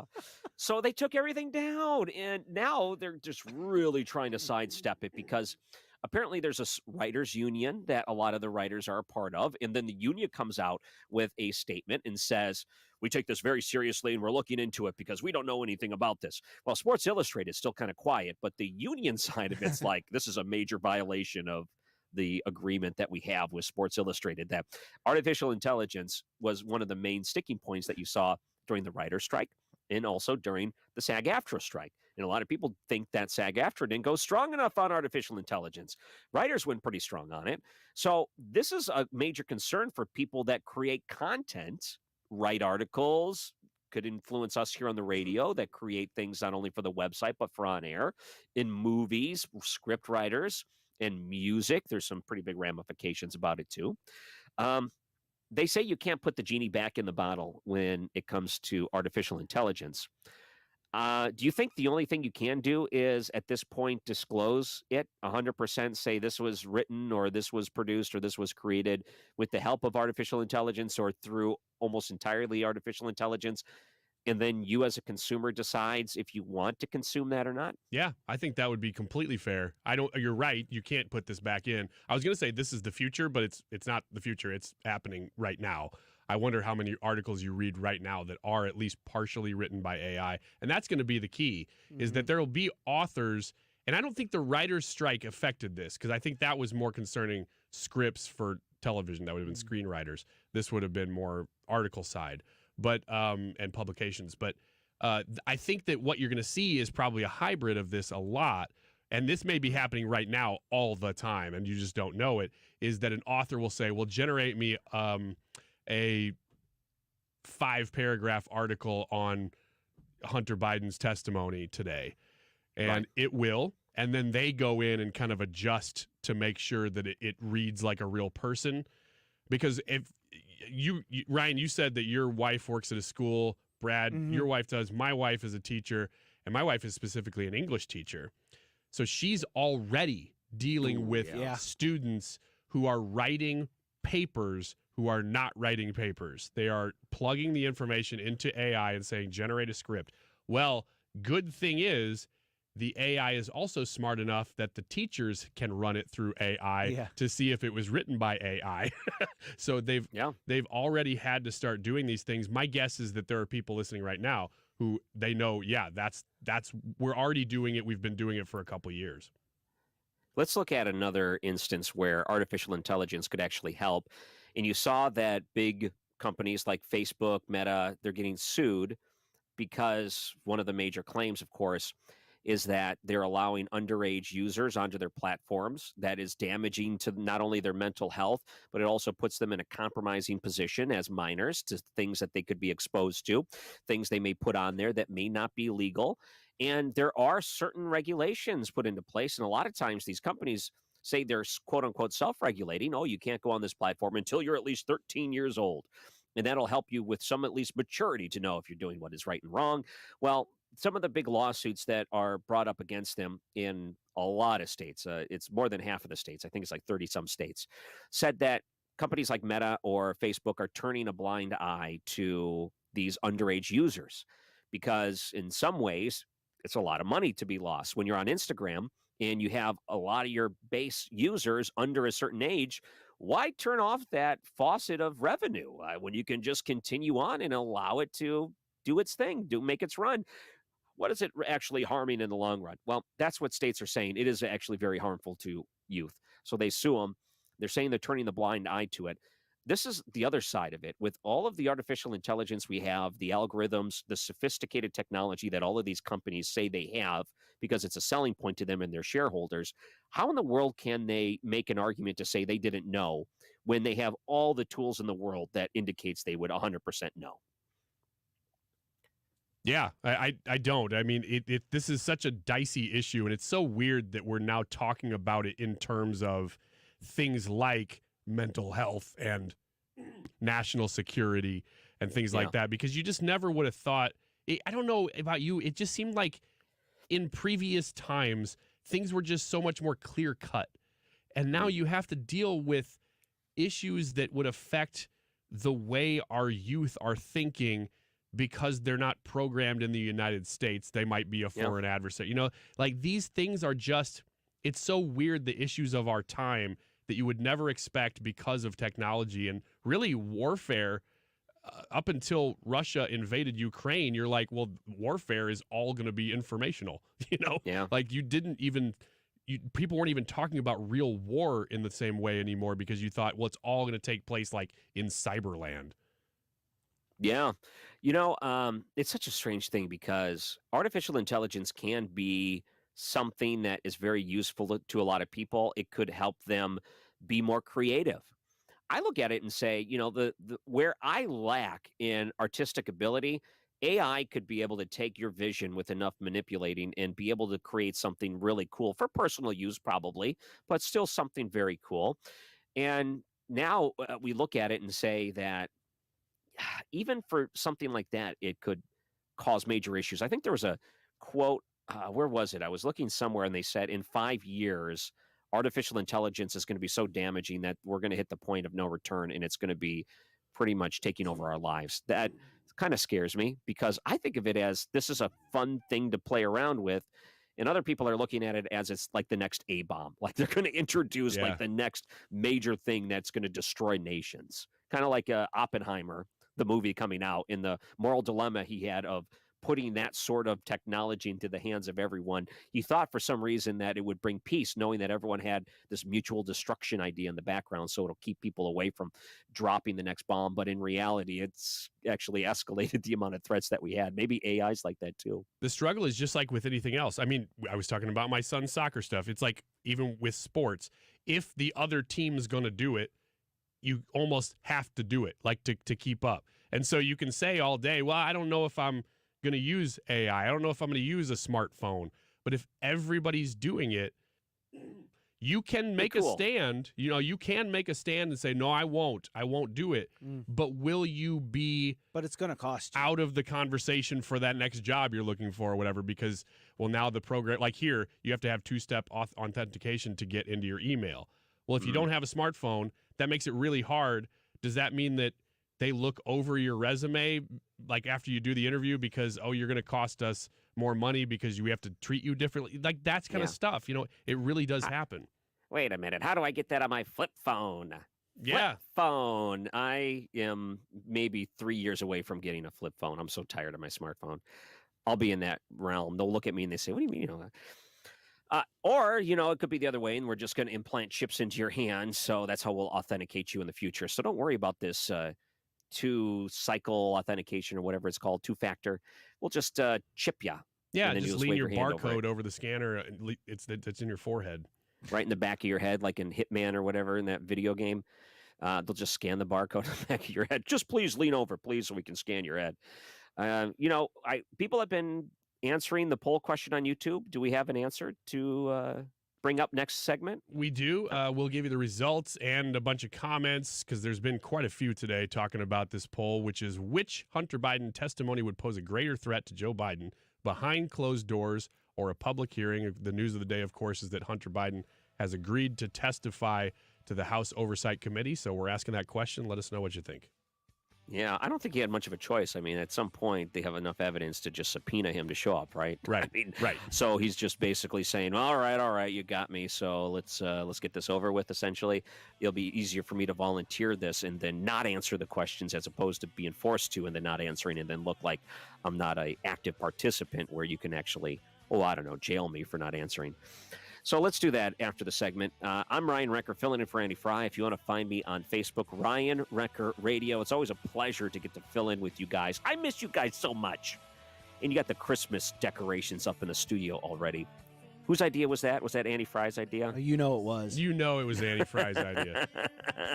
I'm Ryan Recker, filling in on 97.1 FM Talk.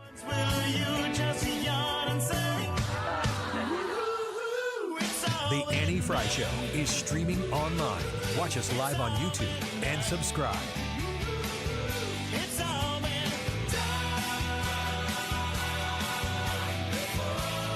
If you've been thinking about learning a new language, now is the time to start with Rosetta Stone. During their Cyber Monday deal of a lifetime, you can get a Rosetta Stone Unlimited subscription for over 60% off. It's their best sale of the year, guaranteed. The subscription gives you lifetime access to all 25 of their languages, including immersive lessons, learning tools, new live lessons, and so much more. Whether you're gearing up for travel or hoping to connect better with those around you, Rosetta Stone prepares you for the real world. Their built-in pronunciation tool helps you fine-tune your accent, and their award-winning app features 10-minute lessons to fit into even the busiest days. Plus, every subscription now comes with access to live lessons, where expert tutors teach you fun new words related to local holidays, cultural traditions, food and drink, and more. Don't wait. Visit rosettastone.com/radio to score over 60% off. Offer ends soon. Rosetta Stone, how language is learned. Mark Cox here. Join me in supporting the Jewish Federation's Blue Ribbon campaign. The Blue Ribbon symbolizes support for the safe return of all 240 hostages taken by Hamas terrorists and unites you with the people of all religions and races and nationalities in telling the people of Israel they're not alone. Every dollar donated goes to saving lives and providing support in Israel. Visit jfedstl.org to learn more and donate. That's jfedstl.org. The 27th Cardinals Care Winter Warm-Up is coming to Busch Stadium in Ballpark Village January 13th through the 15th. Admission tickets include access to presentations, exhibitor hall, family-friendly activities, the Cardinals Care store, and much more. Admission tickets also include access to the Cardinals Hall of Fame Museum and an exclusive tour of the Cardinals Clubhouse. Learn more about Winter Warm-Up at cardinals.com/WWU. This is Jordan Walker. Get your tickets now at cardinals.com.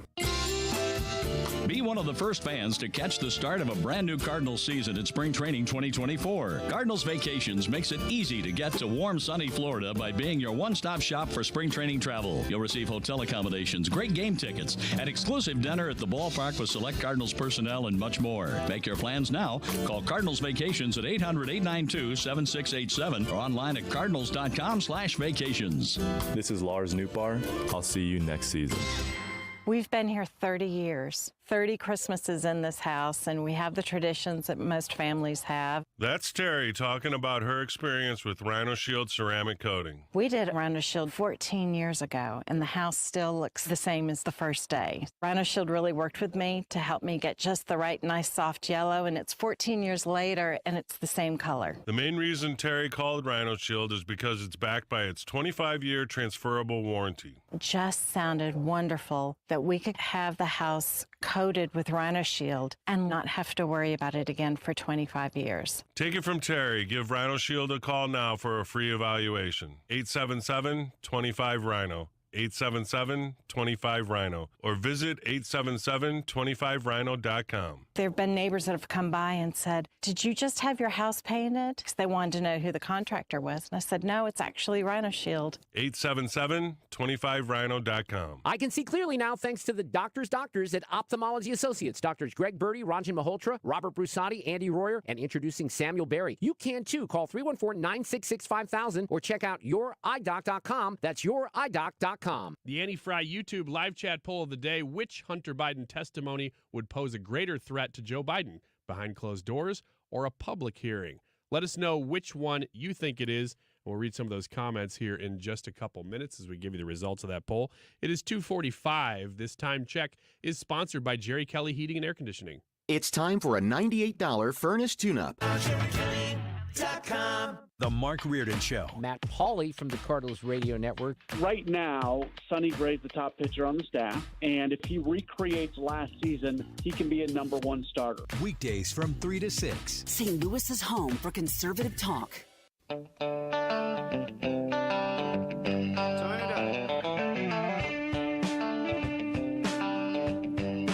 This is the Annie Frey Show. Follow Annie on Twitter at Annie Frey Show.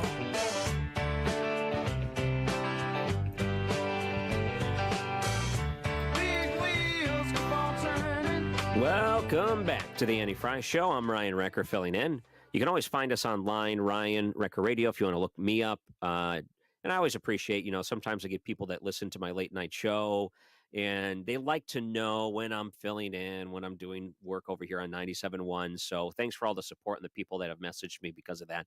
I really appreciate it. All right, so you guys do the YouTube poll, and the question for the YouTube poll today was on Hunter Biden. Do you want to set this up and give us the result? Yep, the poll is on Hunter Biden. It is which Hunter Biden testimony would pose a greater threat to Joe Biden. Of course, the news being that Hunter Biden has agreed to testify before a House Oversight Committee. His attorneys want this to be a public hearing, but we don't know whether it will be. The question is, which one do you think would be more damaging, closed doors or public hearing? And Brad, I think, is probably pulling up those results. Yeah. First of all, I want to read a few comments. First one's from Quick Rick. He says anything behind closed doors is a threat to Joe Biden. If there's one thing that the public wants more than anything else, it's transparency. We don't need secrecy. Ripper says that that poll is too close to call. I can't decide if it would be a difference. Let's see, get here from Katie. Katie said, I think anything behind closed doors is unlikely to make a difference. It has to be in public to have any effect. And then Scooter said, I think the American people deserve to see Hunter Biden's testimony rather than read a transcript. I do not think it will hurt Joe Biden. So you don't think so? That's what he said. Oh, he just said that. Yeah. Wow. Scooter's our resident liberal. Okay. So, it's one from Doug I just pulled up real quick. It says the poll is missing an option. Neither. Biden won't be hurt by Hunter's testimony. Everybody on both sides already made up their mind. Republicans won't do a darn thing with the testimony. This is moot. So, I don't know if you can say can't do a thing. Okay, what's the results of the poll? So with 112 votes in, 29% of the people said that a closed door meeting would be a greater threat, and then 71% said a public hearing would be the biggest threat to Joe Biden. Wow. A lot of people looking at the public hearing side of things. That's what I don't want to happen, where it goes behind a closed door and it takes forever to get the results, maybe even after the election, and people wonder why in the world did this take so long to get out there. I think it's a lot harder to suppress information, though, when it's a public hearing, meaning that we've seen a lot of information suppressed on this very topic in the past, given from the government side, from the social media side, in these different collaborations that the FBI had with social media entities to try to discredit this information to begin with. It's very difficult to do that when you have the person giving the actual testimony up front. I think you even saw the Bobolinsky interview with Tucker Carlson, where he came out and said, here's everything. And, I was close enough to know all of this, and here's what I know. And all of that was even looked at as discredited. But instead, you go back and look at some of the claims he made, and they've all been vindicated. Yeah. Yes, it's amazing. That stuff's been out here for a long time. And the more they dig into it, the more layers they peel back, the worse, the more rotten it gets. Right. It's not as if you pull back a layer and you go, oh, well, this did look bad, but now that we've gotten to the core, it really just kind of looked bad. It was okay. This has gotten worse and worse and worse. And every agency has stonewalled it. Nothing happened in the first 2 years of his term because there was a Democrat House. So it's only since Republicans have taken over the House that you've started to get to the bottom of this. And they're still not to the bottom. And so this stuff takes time. They're now subpoena, he's going to respond to the subpoena. The question being, will anything come of this, though? I really love what STL says on here. Says, poll hurt Joe Biden, has nothing to do with Joe Biden. We just want the truth. Too much has already been suppressed. I mean, that is a fact. Really, ultimately, what we as Americans, not Republicans and Democrats, should want to know is what's really happening. Yeah. Has he sold out the country, either as president or especially as vice president, for personal gain? Because if that's true, that's something that we historically as Americans have always said, that's corruption. We should definitely crack down on that no matter who it is. Well, the question is, too, it's like, how many other politicians, Joe Biden aside, how many other politicians are doing something similar to this? Basically allegedly selling their office. There's one that I know of. He's from New Jersey. His name is Menendez. Menendez. But everybody's got a problem with that. And I think the only reason that people don't have a problem with Joe Biden doing it is because Joe Biden was the one that they wanted Joe Biden in office because he would be the return to normalcy from Donald Trump. And it seems like everything that they accused Donald Trump of doing, they're finding out they're doing themselves. And it's just wild to me that people are so adamant that it's like, no, it can't be this. Yeah. Guys might have to look in the mirror and go, we put the wrong guy in office. Yeah. And I think there's a little bit of accountability from the media that I think they're not ready to admit to. Yeah. That when this was brought up before the election, it was almost in unison. The major networks locked arm to arm and said, this is Russian propaganda, and you are a liar, Donald Trump, for even mentioning this, and this should not factor into anyone's vote. The idea that not only were they wrong, they were really, really wrong, and now there's evidence to show that not only were they wrong, but they were probably had to be convinced to be wrong, and they wanted to be convinced because it benefited the person they wanted to win. Now they're going to have to face the reality that they have to admit that, which I think is going to be too difficult for them to do.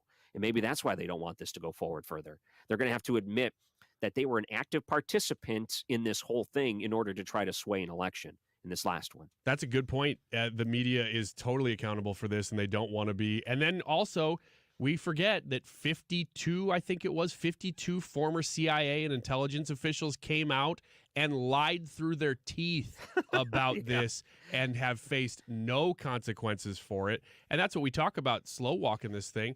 I mean, those officials, even from that, they had the laptop, a lot of these people. Yeah. And they knew what was on it, and they knew that there were kickbacks. It's not what gets lost in the shuffle a lot when we talk about this Joe Biden and the foreign influence thing is what was trying to be accomplished.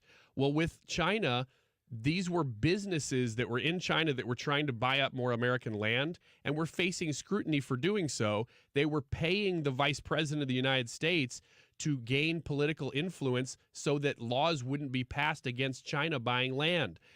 In the case of Ukraine, it was Burisma, which was a corrupt energy company, and everybody knew it was corrupt. And the reason that they hired the vice president's son to be on the board is because the government of the United States typically, and the United States in general, companies, didn't want to deal with Burisma because they were too corrupt. They were too corrupt to deal with. So what does this corrupt company do?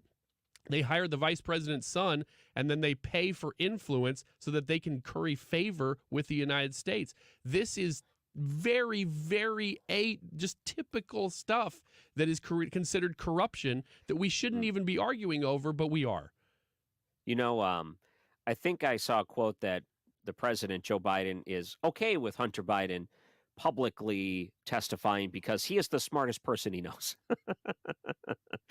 I made that up. But Joe Biden did say that, but not in this instance. Am I seeing right that they're trying to target December 13th for this hearing? Is that possible? Yeah, that's the in date. a couple of weeks? Yeah. That's really quick. Yeah. Here's another thing. And if this is just a strategy thing, but do you want to do this before a major holiday where people are going to forget about it? Like, this seems like you're trying to find a way to sweep this under the rug as fast as you can, because no one's going to be you can get this out during a holiday when people aren't paying attention to the news. They're just going to forget about this by the new year. Well, though, if you do it on the 13th before the people have gone away for the holidays, then you could be creating a talking point for holiday discussions. Many a Christmas dinner ruined over that. Oh, yeah. Get them out there. Start sharing that information with everyone. I saw a meme online, but I'm going to try to change this for Christmas, but it said, you don't know how much longer you have on this planet. Go ahead, start that fight for Christmas. So this is how you start a fight, is bringing up politics right around with the family. Boy. Well, this will be a fascinating thing. December 13th, I'm trying to look at my calendar. That's a Wednesday. So it'd be 2 weeks from tomorrow. Oh, wow, that is so soon. By the way, since we're almost out of time here and talking about dates, this Thursday night, Newsom versus DeSantis, we will be carrying that debate live at 8 o'clock.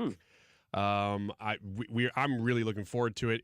If you're not into it because you're like, they're not going to be the candidates, totally get it. But I just think this is going to be a very, very distinct red versus blue, Democrat versus Republican debate that in ways that we have not seen a whole lot of.